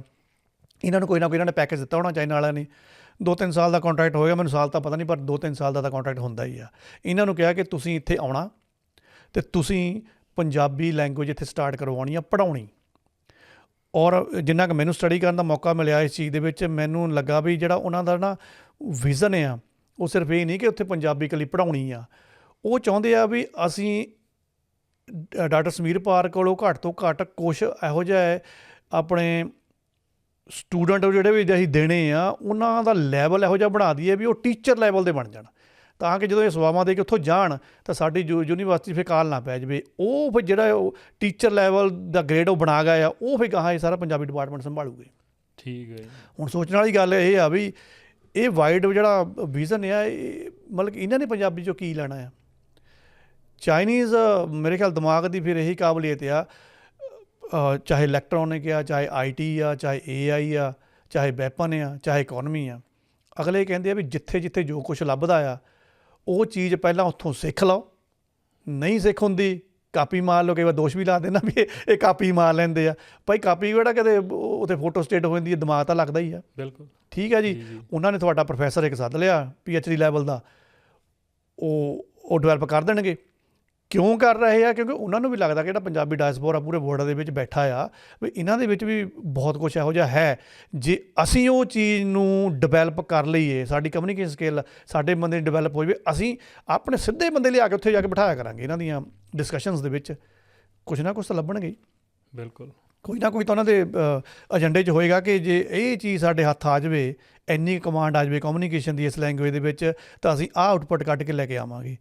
ਉਹ ਆਊਟਪੁੱਟ ਹੁਣ ਕੀ ਅਗਲੇ ਸਾਲਾਂ ਦੇ ਵਿੱਚ ਕੱਢ ਕੇ ਲੈ ਕੇ ਆਉਂਦੇ, ਇਹ ਤਾਂ ਹੁਣ ਇਹ ਚਾਈਨਾ ਵਾਲੇ ਜਾਣਦੇ ਆ ਜਾਂ ਵੱਡੇ ਬਾਦਲ ਸਾਹਿਬ ਜਾਣਦੇ ਹੋਣਗੇ ਪਰ ਬੈਠੇ। ਬਿਲਕੁਲ, ਕਿਉਂਕਿ ਜਦੋਂ ਵੀ ਕਿਸੇ ਦੇਸ਼ ਦੇ ਨਾਲ ਆਪਾਂ ਕੋਈ ਸੰਧੀ ਕਰਦੇ ਹਾਂ, ਕਿਸੇ ਨਾਲ ਵੀ ਜਾ ਕੇ ਗੱਲਬਾਤ ਕਰਦੇ ਹਾਂ, ਸਾਨੂੰ ਉੱਥੇ ਦੀ ਬੋਲੀ ਦਾ, ਭਾਸ਼ਾ ਦਾ ਗਿਆਨ ਹੋਣਾ ਬਹੁਤ ਜ਼ਰੂਰੀ ਆ। ਉਹ ਕਾਰਗਰ ਜਿੱਦਾਂ ਕਿ ਹੁਣ ਦੇਖਿਆ ਕਿ ਕੁਛ ਕੁ ਅਣਜਾਣ ਲੋਕਾਂ ਕਰਕੇ ਅਸੀਂ ਸਟ੍ਰੇਟ ਆਫ ਹਾਰਮੋਸ ਦੇ ਵਿੱਚ ਆਪਣਾ ਰਾਹਦਾਰੀ ਗਵਾ ਲਈ। ਸੋ ਕਿਤੇ ਉਹ ਵੀ ਕਿਸੇ ਯੂਨੀਵਰਸਿਟੀ 'ਚ ਗਏ ਹੁੰਦੇ, ਪੜ੍ਹੇ ਲਿਖੇ ਹੁੰਦੇ, ਤਾਂ ਉਹਨਾਂ ਨੂੰ ਪਤਾ ਹੁੰਦਾ ਕਿ ਟਰੀਟੀਆਂ ਕਿੱਦਾਂ ਹੁੰਦੀਆਂ। ਸੋ ਚਾਈਨਾ ਦੀ ਕਿਤੇ ਨਾ ਕਿਤੇ ਦੂਰ ਅੰਦੇਸ਼ੀ ਆ, ਕਿਉਂਕਿ ਉਹ ਚਾਹੁੰਦੇ ਆ ਕਿ ਉਹਨਾਂ ਦੀ ਮਾਰਕੀਟ ਵਧੇ ਫੁੱਲੇ। ਕਿਉਂਕਿ ਬੇਸ਼ੱਕ 101 ਪਹਿਲਾਂ ਹੀ ਭਾਸ਼ਾਵਾਂ ਉੱਥੇ ਸਿਖਾਈਆਂ ਜਾ ਰਹੀਆਂ, ਸੋ 102ਵੇਂ ਨੰਬਰ 'ਤੇ ਵੀ ਜਾਣ 'ਤੇ ਉਹਨਾਂ ਨੂੰ ਦਿਖਦਾ ਕਿ ਮਾਰਕੀਟ ਬਹੁਤ ਬਰੋਡ ਆ, ਪੰਜਾਬੀ ਦੁਨੀਆ ਭਰ 'ਚ ਫੈਲੇ ਹੋਏ ਆ। ਸੋ ਇਹ ਸਾਡੇ ਲਈ ਇਹਦੇ ਵਿੱਚ ਮੈਂ ਹੋਰ ਵੀ ਸਿਰਫ ਐਡ ਕਰ ਦਿੰਦਾ, ਸਮਾਂ ਵੈਸੇ ਜ਼ਿਆਦਾ ਹੋ ਰਿਹਾ। ਹੋਰ ਵੀ ਕੰਟਰੀ ਦਾ ਆਸਟ੍ਰੇਲੀਆ ਆ ਜਾਂ ਹੋਰ ਵੀ ਬਹੁਤ ਕੰਟਰੀ ਹੈਗੇ ਨੇ, ਉੱਥੇ ਜਿੱਦਾਂ ਕਮਿਊਨਿਟੀ ਰੇਡੀਓਸ ਚੱਲਦੇ ਨੇ। ਜੇ ਆਪਾਂ ਆਸਟ੍ਰੇਲੀਆ ਦੀ ਗੱਲ ਕਰੀਏ ਤਾਂ SBS ਰੇਡੀਓ ਚੱਲਦਾ ਆ, ਜਾਂ ਆਪਣਾ ਰੇਡੀਓ 4 ਵੀ। ਹਾਂਜੀ, ਇਹ ਵੀ ਉਸੇ ਲੈਵਲ ਦੀ ਇੱਕ ਥਿੰਗ ਆ ਕਿ ਇਹ ਵਾਲੀਆਂ ਗੌਰਮੈਂਟਾਂ ਇਹ ਕਹਿੰਦੀਆਂ ਕਿ ਤੁਸੀਂ ਵੱਖਰੇ ਵੱਖਰੇ ਪਿਛੋਕੜਾਂ ਤੋਂ, ਵੱਖਰੇ ਵੱਖਰੇ ਕਲਚਰ ਤੋਂ, ਵੱਖਰੇ ਵੱਖਰੇ ਕੰਟਰੀਆਂ ਤੋਂ ਆਏ ਆ, ਦੈਟਸ ਗੁੱਡ। ਤੁਸੀਂ ਇਹ ਚੀਜ਼ਾਂ ਆ ਕੇ ਇੱਥੇ ਕਰੋ, ਮਲਟੀ ਕਲਚਰ ਬਣਾਓ, ਲੋਕ ਹੋਰਾਂ ਨੂੰ ਵੀ ਸਿਖਾਓ, ਅਤੇ ਨਾਲ ਨਾਲ ਜਦੋਂ ਤੁਸੀਂ ਆਪਣੀ ਉਹ ਚੀਜ਼ ਕਰਦੇ ਆ ਤਾਂ ਤੁਹਾਡਾ ਇੱਥੇ ਜਿਹੜਾ ਸੱਭਿਆਚਾਰ ਉਹ ਵੀ ਪ੍ਰਫੁੱਲਤ ਹੋਊਗਾ, ਭਾਈਚਾਰਾ ਦੀ ਬੜੋਤਰੀ ਹੋਊਗੀ। ਇਹਨੂੰ ਹੀ ਆਪਾਂ ਕਮਿਊਨਿਟੀ ਰੇਡੀਓ ਕੌਨਸੈਪਟ ਕਹਿੰਦੇ ਹਾਂ। ਇੱਥੇ ਕਮਿਊਨਿਟੀ ਰੇਡੀਓ ਦੇ ਉੱਪਰ ਵੀ 50-50, 60-60 ਲੈਂਗੁਏਜ ਦੇ ਪ੍ਰੋਗਰਾਮ ਚੱਲਦੇ ਆ। ਠੀਕ ਹੈ ਜੀ। ਬ੍ਰਿਸਬਨ ਦੇ ਵਿੱਚ ਵੀ ਰੇਡੀਓ 4 ਦੇ ਉੱਪਰ ਪੰਜਾਬੀ ਦੇ ਚੱਲਦੇ ਆ ਪ੍ਰੋਗਰਾਮ। ਅਤੇ ਇੰਡੀਆ ਦੇ ਵਿੱਚ ਸਾਨੂੰ ਤਾਂ ਦੂਜੇ ਰਾਜ ਦਾ ਬੰਦਾ ਆ ਜਾਵੇ ਤਾਂ ਅਸੀਂ ਉੱਥੇ ਪੁੱਠੇ ਦੇ ਸ਼ਬਦ ਲਾਉਣੇ ਸ਼ੁਰੂ ਕਰ ਦਿੰਦੇ ਹਾਂ। ਤੂੰ ਚਲੋ ਹੁਣ ਆਪਾਂ ਸ਼ਬਦ ਨਹੀਂ ਲੈਂਦੇ, ਤੂੰ ਆਹ ਆ, ਤੂੰ ਉਹ ਆ। ਮਤਲਬ ਕਿ ਅਸੀਂ ਤਾਂ ਬਹੁਤ ਪਿੱਛੇ ਹਾਂ। ਸਾਡੇ ਕਮਿਊਨਿਟੀ ਰੇਡੀਓ ਕਿਉਂ ਨਹੀਂ ਹੈਗੇ ਇੱਥੇ? ਬਿਲਕੁਲ। ਸੋ ਇਹ ਅਸੀਂ ਤਾਂ ਇਸ ਲੈਵਲ 'ਤੇ ਜਾ ਕੇ ਹਜੇ ਡਿੱਗੇ ਹੋਏ ਹਾਂ ਕਿ ਅਸੀਂ ਇੰਨਾ ਵੀ ਨਹੀਂ ਸੋਚ ਸਕਦੇ। ਅਗਲੇ ਤਾਂ ਯੂਨੀਵਰਸਿਟੀ ਤੱਕ ਚੱਲ ਗਿਆ, ਤੁਹਾਡਾ ਬੰਦਾ ਲੈ ਕੇ ਤੁਹਾਡੇ ਕੋਲ ਸਿੱਖ ਕੇ ਉਹਨੇ ਤੁਹਾਡੇ ਤੇ ਰਾਜ ਕਰ ਜਾਣਾ। ਕਿਤੇ ਇਹ ਨਹੀਂ ਕਿ ਸਾਡੇ ਫਿਰ ਯੂਨੀਵਰਸਿਟੀਆਂ ਦੇ ਵਿੱਚ ਇਹਨਾਂ ਦੇ ਉੱਥੇ ਫਿਰ ਕਹਿਣਾ ਚਿੰਕਾ PhD ਵਾਲਾ ਟੀਚਰ ਵੀ ਹੁਣ ਕਹਿਣਾ ਚਾਈਨਾ ਤੋਂ ਸੱਦ ਲਓ ਕਿ ਉਹ ਵਧੀਆ ਹੈ, ਉਹਨਾਂ ਨੂੰ ਜ਼ਿਆਦਾ ਆਉਂਦੀ ਆ। ਬਿਲਕੁਲ। ਸੋ ਜਿੱਥੇ ਸਮਾਂ ਸਮਾਪਤੀ ਦੇ ਵੱਲ ਨੂੰ ਆ, ਪਰ ਉਸ ਤੋਂ ਜਾਣ ਤੋਂ ਪਹਿਲਾਂ ਇੱਕ ਦੋ ਖਬਰਾਂ, ਜ਼ਰੂਰੀ ਖਬਰਾਂ ਜਿਹੜੀਆਂ ਆਪਾਂ ਆਪਣੇ ਦਰਸ਼ਕਾਂ ਦੇ ਨਾਲ ਸਾਂਝੀਆਂ ਕਰਨੀਆਂ ਜ਼ਰੂਰੀ ਦੇ ਵਿੱਚ ਇਹ ਆ ਕਿ ਤੁਸੀਂ ਗੱਲ ਕੀਤੀ ਸੀ ਕਿਤੇ ਨਾ ਕਿਤੇ ਮੇਲ ਜੈਂਡਰ ਫੈਕਟਰ ਕੰਮ ਕਰ ਜਾਂਦਾ ਆ, ਅਤੇ ਜਿਹੜਾ ਆਪਣਾ ਨੈਸ਼ਨਲ ਵੂਮਨ ਕਮਿਸ਼ਨ ਆ, ਉਹਨਾਂ ਦੇ ਕੋਲ ਇੱਕ ਸ਼ਿਕਾਇਤ ਪਹੁੰਚੀ ਹੈ ਸਾਡੇ CM ਮਾਨ ਸਾਹਿਬ ਦੀ। ਸੋ ਕੀ ਪੂਰਾ ਮਾਜਰਾ ਕਿ ਨੈਸ਼ਨਲ ਕਮਿਸ਼ਨ ਦੇ ਕੋਲ ਜਾਣ ਦੀ ਕੀ ਨੌਬਤ ਪੈ ਗਈ ਜਦ ਪੰਜਾਬ ਦੇ ਕੋਲ ਆਪਣਾ ਨੈਸ਼ਨਲ ਵੂਮਨ ਕਮਿਸ਼ਨ ਹੈ? ਜੀ, ਇਹ ਆਪਣਾ ਹੈਗਾ ਆ ਨੈਸ਼ਨਲ ਵੂਮਨ ਕਮਿਸ਼ਨ ਜੀ, ਠੀਕ ਹੈ। ਜਦੋਂ ਕੋਈ ਇਸਤਰੀਆਂ ਦੇ ਖਿਲਾਫ ਕੋਈ ਕਹਿ ਲਓ ਕਿ ਕੋਈ ਭੱਦਾ ਸ਼ਬਦ ਬੋਲ ਗਿਆ ਜਾਂ ਕੋਈ ਨਿਰਾਦਰ ਕਰ ਗਿਆ, ਤਾਂ ਤੁਸੀਂ ਸ਼ਿਕਾਇਤ ਉੱਥੇ ਦਰਜ ਕਰਾ ਸਕਦੇ ਹੋ, ਉਹ ਐਕਸ਼ਨ ਲੈ ਸਕਦੇ ਆ। ਔਰ ਜੇ ਤੁਸੀਂ ਉਹਦਾ ਕੋਈ ਸਪਸ਼ਟੀਕਰਨ ਨਹੀਂ ਦਿੰਦੇ ਹੈਗੇ ਤਾਂ ਉਹ ਕੋਰਟ ਨੂੰ ਕਹਿ ਸਕਦੇ ਆ ਕਿ ਭਾਈ ਇਹ ਬੰਦੇ ਨੂੰ ਅਸੀਂ ਆਹ ਚੀਜ਼ ਪੁੱਛੀ ਆ, ਇੱਕ ਨੈਸ਼ਨਲ ਲੈਵਲ ਦਾ ਕਮਿਸ਼ਨ ਆ, ਉਹਦਾ ਵੀ ਲੈਟਰ ਹੈਡ ਤੋਂ ਜੇ ਕੋਈ ਪਰਚਾ ਨਿਕਲ ਕੇ ਆਉਂਦਾ ਤਾਂ ਉਹਦੀ ਵੈਲਿਊ ਆ। ਅਤੇ ਜੇ ਮੂਹਰੇ ਬੰਦਾ ਨਹੀਂ ਕੁਸਕਦਾ ਹੈਗਾ ਤਾਂ ਉਹ ਤੁਹਾਨੂੰ ਸਮਨ ਕਰਵਾ ਸਕਦੇ ਕਿ ਭਾਈ ਆ ਕੇ ਕੋਰਟ 'ਚ ਜਵਾਬ ਦੇ, ਇੱਦਾਂ ਤੈਨੂੰ ਜਾਣ ਨਹੀਂ ਦੇਣਾ ਹੈਗਾ। CM ਮਾਨ ਸਾਹਿਬ ਉਹ ਥੋੜ੍ਹਾ ਚਰਚਾ 'ਚ ਰਹਿੰਦੇ ਨੇ। ਵਿਮਨ ਇੰਟਰਨੈਸ਼ਨਲ ਡੇ ਦੇ ਉੱਪਰ ਉਹਨਾਂ ਨੇ ਜਿਹੜਾ ਭਾਸ਼ਣ ਸੀਗਾ ਉਹ ਹਜੇ ਵੀ ਸੁਰਖੀਆਂ 'ਚ ਹੈਗਾ ਆ, ਜਿੱਥੇ ਉਹ ਪਟੋਲਾ ਵਗੈਰਾ, ਹਰਾ ਸੂਟ, ਫਲਾਨਾ ਧਿਮਕੜਾ, ਵਿੱਚ ਪਾਕਿਸਤਾਨ ਦਾ ਝੰਡੇ ਨਾਲ ਵੀ ਕੰਪੈਰੀਜ਼ਨ ਹੋ ਗਿਆ, ਅਤੇ ਉਹ ਫੁੱਲਾਂ ਨਾਲ ਕੰਪੈਰੀਜ਼ਨ ਹੋ ਗਿਆ, ਸਾੜੀਆਂ ਦੀਆਂ ਗੱਲਾਂ ਕਰ ਗਏ। ਸੋ ਪੰਜਾਬ ਦੇ ਵਿੱਚ ਵੀ ਰੌਲਾ ਪਿਆ, ਚਲੋ ਸਾਡੀਆਂ ਵਿਰੋਧੀ ਧਿਰਾਂ ਨੇ ਵੀ ਰੌਲਾ ਪਾਇਆ, ਪਰ ਉਸ ਕਰਕਰਾਣ ਦੇ ਵਿੱਚ ਪੰਜਾਬੀ ਨੇ ਤਾਂ ਸਵਾਦ ਹੀ ਲਿਆ ਬਸ। ਹੋਰ ਅਸੀਂ ਉਹ 'ਚ ਕੱਢਿਆ ਪਾਇਆ ਤਾਂ ਕੁਛ ਨਹੀਂ ਹੈਗਾ। ਆਪਣੀ ਜਾਂ ਐਨਰਜੀ ਵੇਸਟ ਕਰ ਲਈ ਆ, ਜਾਂ ਉਨੇ ਸਮੇਂ ਲਈ ਅਸੀਂ ਇਹ ਭੁੱਲ ਗਏ ਕਿ ਸਾਡੇ ਪੰਜਾਬ ਦੇ ਅਸਲ ਮੁੱਦੇ ਹੈ ਕੀ ਆ। ਬਿਲਕੁਲ ਠੀਕ ਹੈ ਜੀ। ਸੋ ਜੈ ਇੰਦਰ ਕੌਰ, ਜਿਵੇਂ ਦੱਸ ਦੇਵਾਂ, Jai Inder Kaur daughter of captain Amarinder Singh, ਸਾਬਕਾ CM ਪੰਜਾਬ, ਜਿਹੜੇ ਸ਼ਾਇਦ ਅੱਜ ਕੱਲ੍ਹ ਥੋੜ੍ਹੇ ਢਿੱਲੇ ਮਿੱਠੇ ਚੱਲਦੇ ਆ, ਅਤੇ ਲੇਕਿਨ ਫਿਰ ਵੀ ਉਹਨਾਂ ਦੀ ਕੋਸ਼ਿਸ਼ ਹੁੰਦੀ ਹੈ ਕਿ ਮੈਂ ਕੋਈ ਨਾ ਕੋਈ ਛੱਡਾਂ ਆਪਣਾ ਤੀਰ। ਉਹ ਕਹਿੰਦੇ ਆ ਵੀ ਮੈਂ ਪੰਜਾਬ ਜਿਹੜਾ ਵੂਮਨ ਕਮਿਸ਼ਨ ਹੈ ਉਹਦੇ ਕੋਲ ਜਾਣ ਲਈ, ਇਹ ਤਾਂ ਇਹਨਾਂ ਦਾ ਹੀ ਹੈ, ਇਹਨਾਂ ਨੇ ਕਿਹੜਾ ਸੁਣਨਾ ਆ। ਉਹਨਾਂ ਨੇ ਨੈਸ਼ਨਲ ਵੂਮਨ ਕਮਿਸ਼ਨ NWC ਦੇ ਵਿੱਚ ਸ਼ਿਕਾਇਤ ਦਰਜ ਕਰਾਈ ਆ ਬਈ ਕਿਸੇ ਧੀ ਭੈਣ ਨੂੰ ਪਟੋਲਾ ਕਹਿਣਾ ਜਾਂ ਉਹਦੇ ਰੰਗ ਰੂਪ ਦੇ ਉੱਪਰ ਕਮੈਂਟ ਕਰਨਾ, ਇਹ ਜਿਹੜਾ ਵਰਤਾਰਾ ਆ, ਉਹ ਕਹਿੰਦੀ ਮੈਂ ਇਹਨੂੰ ਐਕਸੈਪਟ ਨਹੀਂ ਕਰਦੀ ਹੈਗੀ। ਕਮਿਸ਼ਨ ਇਹਨੂੰ ਨੋਟਿਸ ਭੇਜੇ ਔਰ ਪੁੱਛੇ ਕਿ CM ਸਾਹਿਬ ਨੇ ਇਹ ਚੀਜ਼ ਇੱਦਾਂ ਕਿੱਦਾਂ ਕਰ ਦਿੱਤੀ, ਵੀ ਇਹ ਤਾਂ ਤਰਕ ਸੰਗਤ ਨਹੀਂ ਹੈਗੀ ਇਹ ਚੀਜ਼, ਕੀ ਉਹ ਇਸ ਚੀਜ਼ ਦੇ ਉੱਪਰ ਸੌਰੀ ਮੰਗਦੇ ਆ। ਹੁਣ ਗੁਰਸੇਵਕ ਜੀ, ਇਹਦੇ ਵਿੱਚ ਇਹ ਹੋ ਸਕਦਾ, ਦੇਖੋ ਮੈਂ ਇਹ ਨਹੀਂ ਕਹਿੰਦਾ ਕਿ ਉਹਨਾਂ ਨੇ ਸ਼ਿਕਾਇਤ ਕੀਤੀ ਤਾਂ ਗਲਤ ਆ, ਇਹ ਕਰ ਸਕਦੇ ਆ। ਪੰਜਾਬ ਦੀ ਲੁਕਾਈ ਵੀ ਇਹ ਥੋੜ੍ਹਾ ਜਿਹਾ ਜਿਹੜੀ ਸੂਝਵਾਨ ਆ ਲੁਕਾਈ, ਉਹ ਸੋਚਦੀ ਆ ਕਿ ਨਹੀਂ CM ਨੂੰ ਤਾਂ ਆਫਟਰ ਆਲ ਇਹ ਗੱਲ ਨਹੀਂ ਕਰਨੀ। ਜੇ ਕੋਈ ਮਾੜਾ ਮੋਟਾ ਚਲਾਊ ਜਾਂ ਕੋਈ ਨੇਤਾ ਜਿਹੜੇ ਚਵਲ ਮਾਰ ਜਾਂਦੇ ਉਹ ਕਰ ਦਿੰਦੇ, ਚਲੋ ਪੂਰੇ ਵੀ ਕਰ ਦਿੰਦੇ, ਪਰ CM ਇਹੋ ਜਿਹਾ ਕੰਮ ਕਿਉਂ ਕਰਦਾ ਆ? CM ਨੂੰ ਮਾਫੀ ਮੰਗ ਲੈਣੀ ਚਾਹੀਦੀ ਸੀ। ਕੁਛ ਦਿਮਾਗ ਇਹ ਸੋਚਦੇ ਆ। ਚਲੋ ਅੱਜ CM ਨੇ ਮਾਫੀ ਨਹੀਂ ਮੰਗੀ, ਪਰ CM ਉਲਟਾ ਹੁਣ ਦੂਜਿਆਂ ਦੇ ਉੱਪਰ ਵਾਰ ਕਰਦੇ ਆ ਕਿ ਲੈ ਤੁਹਾਡੀ ਪਾਰਟੀ ਵਾਲੇ ਬੰਦੇ ਤਾਂ ਮੇਰੇ ਤੋਂ ਵੀ ਜ਼ਿਆਦਾ ਬੋਲਦੇ ਆ। ਉਹਨਾਂ ਨੂੰ ਸਵਾਲ ਤਾਂ ਤੁਸੀਂ ਕਰਦੇ ਨਹੀਂ, ਮਤਲਬ ਕਿ ਕੜਿੱਕੀ ਤੇ ਕੜਿੱਕੀ ਪਸਾਈ ਜਾਂਦੀ ਆ। ਚਲੋ ਮਰਜ਼ੀ ਆ, ਪਸਾਈ ਜਾਓ, ਅਸੀਂ ਉਹਦੇ ਵਿੱਚ ਹੁਣ ਕੀ ਕਰ ਸਕਦੇ ਹਾਂ। ਜੈ ਇੰਦਰ ਕੌਰ ਨੇ ਸ਼ਿਕਾਇਤ ਕਰਤੀ, ਕਰ ਸਕਦੇ ਆ ਜੀ ਤੁਸੀਂ, ਬਹੁਤ ਵਧੀਆ ਗੱਲ ਆ, ਅਸੀਂ ਕਿਹੜਾ ਤੁਹਾਨੂੰ ਰੋਕ ਸਕਦੇ ਹਾਂ, ਚੰਗੀ ਗੱਲ ਆ, ਤੁਸੀਂ ਲੇਡੀਜ਼ ਲਈ ਖੜ੍ਹ ਗਏ ਆ। ਪਰ ਮੈਂ ਹੁਣ ਇੱਥੇ ਸਵਾਲ ਇਹ ਪਾਉਣਾ, ਜੈ ਇੰਦਰ ਕੌਰ ਜੀ ਕਿਹੜੀ ਪਾਰਟੀ ਨਾਲ ਸੰਬੰਧਿਤ ਆ ਜੀ? BJP ਦੇ ਨਾਲ। ਬਿਲਕੁਲ ਜੀ, ਟੱਬਰ ਹੁਣ BJP ਦੇ ਵਿੱਚ ਹੀ ਆ, ਉਹ ਵੱਖਰੀ ਗੱਲ ਹੈ। ਅਕਾਲੀਆਂ ਤੋਂ ਕਾਂਗਰਸ, ਕਾਂਗਰਸ ਤੋਂ BJP, ਗਾਂ ਹੁਣ ਰਸਤਾ ਹੈ ਨਹੀਂ ਹੈ, ਕਿਉਂਕਿ ਰਸਤਾ ਦਿੰਦੇ ਨਹੀਂ ਹੈਗੇ। ਜਦੋਂ BJP ਦਾ ਮੁਖੀ, ਹਾਕਮ ਪਾਰਟੀ ਦਾ ਮੁਖੀ, ਜਾਣੀ ਕਿ PM, ਜਾਣੀ ਕਿ ਮੋਦੀ ਸਾਹਿਬ, ਆਪਣੇ ਭਾਸ਼ਣ ਦੇ ਵਿੱਚ ਇਹ ਸ਼ਬਦ ਲਾਉਂਦੇ ਆ ਕਿ ਜਿਹੜਾ ਤੇਰਾ ਹਾਸਾ ਆ ਰੂਪ ਸਕਾਰਗਾ ਆ, ਉਹ ਫਿਰ ਕਿਸੇ ਧੀ ਭੈਣ ਨੂੰ ਪਟੋਲੇ ਕਹਿਣ ਦੇ ਬਰਾਬਰ ਨਹੀਂ ਹੋਇਆ। ਰੂਪ ਸਭਾ ਕੀ ਹੋਇਆ? ਮਤਲਬ ਕਿ ਤੂੰ ਪਟੋਲਾ ਹੀ ਆ। ਮੋਦੀ ਸਾਹਿਬ ਕਿਸੇ ਨੂੰ ਰੂਪ ਸਭਾ ਕਹਿ ਕੇ ਪਟੋਲਾ ਬਣਾ ਸਕਦੇ ਆ, ਅਤੇ CM ਦਾ ਤੁਹਾਡਾ ਕਿਸੇ ਨੂੰ ਪਟੋਲਾ ਕਿਹਾ ਹੈਗਾ ਤਾਂ ਬੁਰਾ ਲੱਗਦਾ ਆ, ਉਹ ਤੁਹਾਨੂੰ ਮਾੜਾ ਲੱਗਾ। ਮਤਲਬ ਕਿ ਮੋਦੀ ਸਾਹਿਬ ਦਾ ਜਿਹੜਾ ਕੁੱਤਾ ਹੈ ਉਹ ਟੌਮੀ ਆ, CM ਦਾ ਕੁੱਤਾ ਬਹੂ ਆ। ਕੁੱਤਾ ਸਹੀ ਆ ਜੀ ਜੀ। ਲੇਕਿਨ ਪੰਜਾਬ ਦੇ ਲੋਕ ਕਿਉਂ ਨਹੀਂ ਸਵਾਲ ਕਰਦੇ ਕਿ ਤੁਸੀਂ ਜੇ ਅੱਜ ਉੱਤੇ ਇਹ ਉਂਗਲ ਚੱਕੀ ਆ, ਤੁਸੀਂ ਆਪਣੇ ਟਾਈਮ 'ਤੇ ਉਂਗਲ ਚੱਕੀ ਸੀ ਆਪਣੇ ਮੁਖੀ ਦੇ ਉੱਪਰ? ਸੋ ਕਰ ਕਰਾ ਕੇ ਕੀ ਆ ਜੀ, ਨਿਕਲਣਾ 'ਚੋਂ ਕੁਛ ਨਹੀਂ ਹੈਗਾ। ਹਾਂ, ਇੱਦਾਂ ਹੋ ਸਕਦਾ ਕਿ ਕੱਲ੍ਹ ਨੂੰ ਸਮਨ ਸੱਚੀ ਜਾਂਦਾ ਆ, ਜਾ ਵੀ ਸਕਦਾ ਜੀ। ਸੀਐਮ ਮਾਨ ਸਾਹਿਬ ਤੋਂ ਸਪਸ਼ਟੀਕਰਨ ਨਹੀਂ ਦਿੰਦੇ, ਕੋਰਟ ਤੋਂ ਸਮਨ ਵੀ ਆ ਸਕਦਾ, ਕੋਰਟ ਦੇ ਵਿੱਚ ਜਾ ਕੇ ਤਾਂ ਵੀ ਅੱਗੇ ਵੀ ਤਾਂ ਮਾਫੀਆਂ ਮੰਗਦੇ ਹੀ ਆ, ਸਾਰੀ ਸੂਬਾ ਸਰਕਾਰ ਮੰਗਦੀ ਆ, ਪੁਲਿਸ ਵਾਲੇ ਮੰਗਦੇ ਹੀ ਆ। ਸੀਐਮ ਸਾਹਿਬ ਵੀ ਫਿਰ ਉੱਥੇ ਕਹਿ ਦੇਣਗੇ ਹਾਂਜੀ ਮੈਂ ਇਸ ਚੀਜ਼ ਦੀ ਸੌਰੀ ਕਰਦਾ, ਮੈਂ ਇਹਨਾਂ ਨੂੰ ਗੰਭੀਰਤਾ ਨਾਲ ਨਹੀਂ ਲਿਆ ਸੀ। ਫਿਰ ਇਹ ਸਵਾਲ ਉੱਠਦਾ ਕਿ ਇੰਨੇ ਚਿਰ 'ਤੇ ਜਿਹੜੇ ਤੁਸੀਂ ਚਵਲਾ ਮਾਰੀ ਆਏ ਆ ਉਦੋਂ ਨਹੀਂ ਤੁਹਾਨੂੰ ਸੌਰੀ ਕਰਨੀ ਆਉਂਦੀ ਸੀਗੀ, ਮਤਲਬ ਕਿ ਜਦੋਂ ਕੋਰਟ ਖਿਚਾਈ ਕਰਦਾ ਉਦੋਂ ਹੀ ਤੁਹਾਨੂੰ ਲੋੜ ਪੈਂਦੀ ਆ। ਸੋ ਹੈਗਾ ਤਾਂ ਵੈਸੇ ਇਹ ਆ ਵੀ ਪੰਜਾਬ ਦੇ ਜਿਹੜੇ ਮੁੱਦੇ ਉਹ ਨਾ ਡਿਸਕਸ ਕਰੋ, ਆਹ ਕੁਛ ਕਰ ਲਿਓ, ਉਹ ਅਸੀਂ ਤੱਤਾ ਖਾਣਾ ਗਿੱਝਿਓ ਆ, ਚੱਕਵਾਂ ਇੱਧਰ ਰੱਖ ਦਿਓ, ਉੱਧਰ ਕਰ ਦਿਓ, ਗੱਲਾਂ ਕਰ ਲਿਓ, ਇਹੀ ਦਰਦ ਆ ਪੰਜਾਬ ਦੀ ਲੁਕਾਈ ਦਾ। ਜੀ ਬਿਲਕੁਲ। ਹੁਣ ਦੇਖੋ ਆਉਣ ਵਾਲੇ ਸਮੇਂ ਦੇ ਵਿੱਚ ਕੀ ਇਹਨਾਂ ਰਿਲੇਟਡ ਜੁੜਿਆ, ਕੀ ਸਾਨੂੰ ਖਬਰ ਦੇ ਤੌਰ 'ਤੇ ਪਰੋਸਿਆ ਜਾਂਦਾ ਆ। ਅਤੇ ਇਹ ਸਾਡੀ ਪ੍ਰੋਗਰਾਮ ਦੀ ਲਗਭਗ ਸਮਾਪਤੀ ਆ, ਪਰ ਪ੍ਰੋਗਰਾਮ ਦੀ ਸ਼ੁਰੂਆਤ ਦੇ ਵਿੱਚ ਇੱਕ ਮੈਨੂੰ ਮੈਸੇਜ ਆਇਆ ਸੀਗਾ ਜਿਹੜਾ ਕਿ ਬਹੁਤ ਅਹਿਮ ਇਨਫੋਰਮੇਸ਼ਨ ਲੈ ਲਓ, ਕੋਈ ਗੱਲ ਨਹੀਂ। ਉਹ ਇਨਫੋਰਮੇਸ਼ਨ ਇਹ ਆ ਕਿ ਹੁਣ ਕਿਉਂਕਿ ਇਹ ਪ੍ਰੋਗਰਾਮ ਅਸੀਂ ਆਸਟ੍ਰੇਲੀਆ ਦੇ ਵਿੱਚ ਵੀ ਬੈਠ ਕੇ ਰਿਕਾਰਡ ਕਰ ਰਹੇ ਹਾਂ, ਆਸਟ੍ਰੇਲੀਆ ਦੇ ਸ਼ਹਿਰ ਬ੍ਰਿਸਬੇਨ ਦੇ ਵਿੱਚ। ਆਸਟ੍ਰੇਲੀਅਨ ਇਮੀਗ੍ਰੇਸ਼ਨ ਲਾਅ ਦੇ ਵਿੱਚ ਥੋੜ੍ਹੇ ਜਿਹਾ ਬਦਲਾਅ ਆਇਆ ਆ। ਜੀ ਬਦਲਾਵ ਇਹ ਆਇਆ ਕਿ ਇੱਥੋਂ ਦੀ ਇਮੀਗ੍ਰੇਸ਼ਨ ਨੇ ਕਿਹਾ ਕਿ ਅਸੀਂ ਜਿਹੜੇ ਟੈਂਪਰੇਰੀ ਰੈਜ਼ੀਡੈਂਟ ਹੁੰਦੇ ਆ, ਟੈਂਪਰੇਰੀ ਵੀਜ਼ੇ ਆ, ਉਹਨਾਂ ਦੇ ਕੰਟਰੀ ਐਂਟਰੀ ਦੇ ਉੱਤੇ ਅਸੀਂ ਰੋਕ ਲਾ ਸਕਦੇ ਹਾਂ ਏਅਰਪੋਰਟ ਦੇ ਉੱਤੇ। ਉਹ ਕੀ ਹੈ ਪੂਰਾ ਮਾਮਲਾ, ਉਹ ਸਾਡੇ ਦਰਸ਼ਕਾਂ ਤੱਕ ਜ਼ਰੂਰ ਦੱਸੋ, ਕਿਉਂਕਿ ਸਾਰੇ ਸਿਟੀਜ਼ਨ ਨਹੀਂ ਆ, ਸਾਰੇ ਭਾਰਤ ਬੈਠ ਕੇ ਨਹੀਂ ਦੇਖ ਰਹੇ ਆ, ਬਹੁਤਿਆਂ ਕੋਲ ਟੈਂਪਰੇਰੀ ਵੀਜ਼ੇ ਨੇ। ਸੋ ਉਹਨਾਂ ਨੂੰ ਕੀ ਸੁਚੇਤ ਹੋਣ ਦੀ ਲੋੜ ਆ ਅਤੇ ਕਿਹਨਾਂ ਲਈ ਉਹ ਖਬਰ ਚੱਲ ਰਹੀ ਆ। ਦੇਖੋ ਜਦੋਂ ਦਾ ਇਹਨਾਂ ਨੇ ਹਫ਼ਤੇ ਦੇ ਵਿੱਚ ਹੀ ਨਾ ਇਹ ਗੱਲਬਾਤ ਕਰਕੇ ਇਹਦਾ ਫਟਾਫਟ ਲਾਅ ਬਣਾ ਤਾ, ਗੱਲਾਂ ਹੁਣ ਉੱਥੇ 2-3 ਨਿਕਲਦੀਆਂ ਵੀ ਐਡਾ ਮਤਲਬ ਕਿ ਕਿਹੜਾ ਉਖਲੀ ਸਿਰ ਆ ਗਿਆ ਵੀ ਫਟਾਫਟ ਇੱਦਾਂ ਤਾਂ ਨਹੀਂ ਹੁੰਦੀ ਹੈਗੀ, ਪਰ ਇਹਨਾਂ ਨੇ ਕੀਤਾ। ਹੁਣ ਟੈਂਪਰੇਰੀ ਵੀਜ਼ਾ ਕੀ ਹੈ, TR ਜਿਹਨੂੰ ਆਪਾਂ ਕਹਿੰਦੇ ਅਸਥਾਈ ਦੇ ਵਿੱਚ ਜਿੱਦਾਂ ਮੰਨ ਲਾ ਕਿਸੇ ਦਾ ਵਿਆਹ ਹੋਇਆ, ਠੀਕ ਹੈ ਜੀ, ਸਪਾਊਸ ਨੇ ਆਇਆ 2 ਸਾਲ ਲਈ ਉਹਦਾ ਵੀ TRI ਹੁੰਦਾ ਆ। ਹਾਂਜੀ, ਇਹਦਾ ਮਤਲਬ ਉਹ ਵੀ ਇਹਦੇ ਵਿੱਚ ਫਸਦਾ ਆ। ਜਾਂ ਹੋਰ ਜਿਹੜੇ ਵੀਜ਼ੇ ਹੁੰਦੇ ਆ, ਸਬ ਕਲਾਸ ਵੀਜ਼ੇ ਹੁੰਦੇ ਆ ਜਿਨ੍ਹਾਂ ਦੇ ਵਿੱਚ ਹਜੇ ਤੁਹਾਨੂੰ PR ਪਰਮਾਨੈਂਟ ਰੈਜ਼ੀਡੈਂਸੀ ਨਹੀਂ ਮਿਲੀ, ਤੁਸੀਂ TR ਸਟੇਟਸ ਹੀ ਰੱਖ ਲੈਂਦੇ ਆ। ਬਹੁਤ ਲੰਬੀ ਉਹ ਵੀਜ਼ਿਆਂ ਦੀ, ਬਹੁਤ ਲੰਬੀ ਲਿਸਟ ਆ ਜੀ। ਅਤੇ ਉਹ ਵੀ ਇਹਦੇ ਵਿੱਚ ਆਉਂਦੇ ਆ। ਜਦੋਂ ਦੀ ਇਹ ਗੱਲ ਅਨਾਊਂਸ ਹੋਈ ਆ ਉਦੋਂ ਤੋਂ ਜਿਹੜੇ ਸਾਡੇ ਇੰਡੀਅਨ ਕਮਿਊਨਿਟੀ ਆ, ਖਾਸ ਕਰਕੇ ਪੰਜਾਬੀ, ਕਿਸੇ ਨੇ ਆਪਣੇ ਟਿਕਟਾਂ ਕੈਂਸਲ ਕਰਾਉਣੀਆਂ ਸ਼ੁਰੂ ਕਰਤੀਆਂ ਕਿ ਮੈਂ ਤਾਂ ਟਰੈਵਲ ਹੀ ਨਹੀਂ ਕਰਨਾ, ਮੈਂ ਜਾਣਾ ਨਹੀਂ, ਪਤਾ ਨਹੀਂ ਮੈਨੂੰ ਫਿਰ ਦਿੱਲੀ ਚੜ੍ਹਨ ਦੇਣਾ ਕਿ ਨਹੀਂ ਚੜ੍ਹਨ ਦੇਣਾ। ਮਤਲਬ ਕਿ ਪੈਨਿਕ ਮੋਡ ਐਵੇਂ ਹੀ ਨੱਪ ਲਿਆ।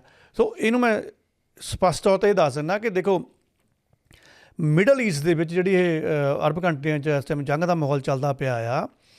ਜਿੱਦਾਂ ਹੁਣ ਫੁੱਟਬਾਲ ਦੀ ਟੀਮ ਇਰਾਨ ਦੀ ਆਈ ਸੀਗੀ, ਹਾਂਜੀ, 5-6 ਕੁੜੀਆਂ ਨੇ, ਮੈਕਸੀਮਮ ਜਾਨੀ ਕੁੜੀਆਂ ਨੇ, ਜਦੋਂ ਉਹਨਾਂ ਦਾ ਰਾਸ਼ਟਰੀ ਗਾਣਾ ਇਰਾਨ ਦਾ ਹੋਇਆ ਉਹਨਾਂ ਨੇ ਰਿਸਪੌਂਡ ਹੀ ਨਹੀਂ ਕੀਤਾ ਉਹਦੇ ਵਿੱਚ। ਇਹਦਾ ਮਤਲਬ ਤੁਸੀਂ ਇਰਾਨ ਨੂੰ ਤਵੱਜੋ ਨਹੀਂ ਦਿੱਤੀ।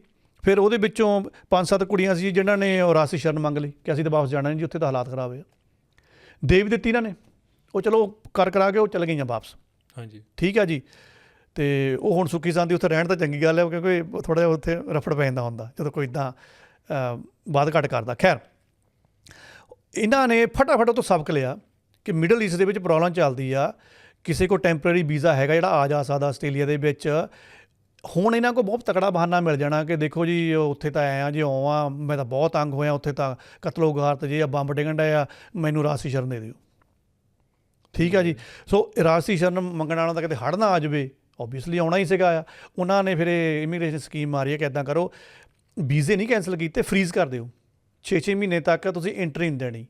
ਹੁਣ ਸਵਾਲ ਜਿਹੜਾ ਮੇਨ ਆਉਣ ਡਿਆ ਵੀ ਭਾਈ ਅਸੀਂ ਫਿਰ ਕੱਲ੍ਹ ਹੀ ਨੱਠੇ ਭੱਜੇ ਫਿਰਦੇ ਹਾਂ, ਅਸੀਂ ਕੱਲ੍ਹ ਹੀ ਟਿਕਟਾਂ ਕੈਂਸਲ ਕਰਾਈ ਜਾਂਦੇ ਹਾਂ। ਤਾਂ ਸਭ ਤੋਂ ਪਹਿਲਾਂ ਤਾਂ ਮੈਂ ਇਹ ਦੱਸਦਾ, ਇੰਡੀਅਨ ਅਤੇ ਪਾਕਿਸਤਾਨ ਵਾਲੇ ਜਾਂ ਬੰਗਲਾਦੇਸ਼ ਵਾਲੇ ਜਿਹੜੇ ਇਹ ਕੰਟਰੀ ਆ, ਇਹਨਾਂ ਨੂੰ ਘਬਰਾਉਣ ਦੀ ਕੋਈ ਲੋੜ ਨਹੀਂ। ਆਓ ਜਾਓ, ਨਜ਼ਾਰੇ ਲਓ, ਕੋਈ ਚੱਕਰ ਨਹੀਂ ਹੈਗਾ, ਕਿਉਂਕਿ ਅਸੀਂ ਇਸ ਮਿਡਲ ਈਸਟ ਦੀ ਜੰਗ ਦੇ ਵਿੱਚ ਹਜੇ ਸ਼ਾਮਲ ਨਹੀਂ ਹੋਏ ਹੈਗੇ।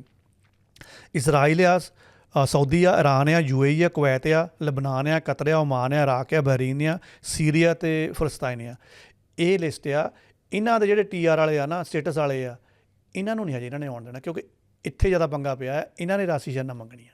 ਬਿਲਕੁਲ ਹਾਂ, ਰੈੱਡ ਅਲਰਟ ਇੱਕ ਹੈਗਾ ਆ। ਹਜੇ ਇੰਡੀਆ ਵਾਲਿਆਂ ਨੂੰ ਘਬਰਾਉਣ ਦੀ ਲੋੜ ਨਹੀਂ, ਜਾਓ ਆਓ ਨਜ਼ਾਰੇ ਲਓ, ਪਰ ਇਹ ਜ਼ਰੂਰ ਖਿਆਲ ਕਰੋ ਕਿ ਤੁਸੀਂ ਗਏ ਹੋਏ ਆ ਕਿਤੇ ਇੰਡੀਆ, ਰੱਬ ਨਾ ਕਰੇ ਉਹ ਵੀ ਕਿਤੇ ਯੁੱਧ ਦੇ ਵਿੱਚ ਕਿਸੇ ਤਰ੍ਹਾਂ ਇਨਵੋਲਵਮੈਂਟ ਹੋ ਜਾਂਦੀ ਹੈ, ਕੁਛ ਨਹੀਂ ਪਤਾ ਨਹੀਂ ਲੱਗਦਾ ਹੁੰਦਾ। ਅਤੇ ਜੋ ਪਾਕਿਸਤਾਨ ਦੇ ਹਾਲਾਤ ਬਣੇ ਹੋਏ ਆ ਜਾਂ ਅਫਗਾਨਿਸਤਾਨ ਦੇ ਹਾਲਾਤ ਬਣੇ ਹੋਏ ਆ, ਉਹ ਕਿਤੇ ਇੰਟਰਕਨੈਕਟ ਨਾ ਉਹ ਚੀਜ਼ਾਂ ਹੋ ਜਾਣ ਤਾਂ ਰਾਤੋਂ ਰਾਤ ਬਿਆਨ ਆਣਾ ਕਿ ਭਾਈ ਇੱਕ ਦੇਸ਼ ਹੋਰ ਐਡ ਹੋ ਗਿਆ। ਇੰਨਾ ਖਿਆਲ ਰੱਖ ਲਿਓ ਬਸ। ਬਿਲਕੁਲ। ਫਿਰ ਵੀ ਇਹੀ ਕਹਾਂਗੇ ਕਿ ਜੇਕਰ ਤੁਸੀਂ TR ਵੀਜ਼ੇ 'ਤੇ ਹੋ, ਪੈਨਿਕ ਨਾ ਕਰੋ, ਪਰ ਆਪਣੇ ਆਪ ਨੂੰ ਅਪਡੇਟ ਜ਼ਰੂਰ ਰੱਖੋ। ਫਿਲਹਾਲ ਠੀਕ ਆ ਜੀ, ਸਾਡੇ ਫਿਲਹਾਲ ਲਈ, ਠੀਕ ਆ, ਪਰ ਧਿਆਨ ਰੱਖੋ। ਹਾਂ, ਆਪਣਾ ਧਿਆਨ ਜ਼ਰੂਰ ਰੱਖੋ, ਆਪਣੇ ਆਪ ਨੂੰ ਅਪਡੇਟ ਜ਼ਰੂਰ ਰੱਖੋ। ਸੋ ਅੱਜ ਲਈ ਇੰਨਾ ਹੀ। ਬਹੁਤ ਬਹੁਤ ਧੰਨਵਾਦ, ਤੁਸੀਂ ਸਮਾਂ ਕੱਢਿਆ, ਖਬਰਾਂ ਦੇ ਉੱਤੇ ਚਾਨਣਾ ਪਾਇਆ।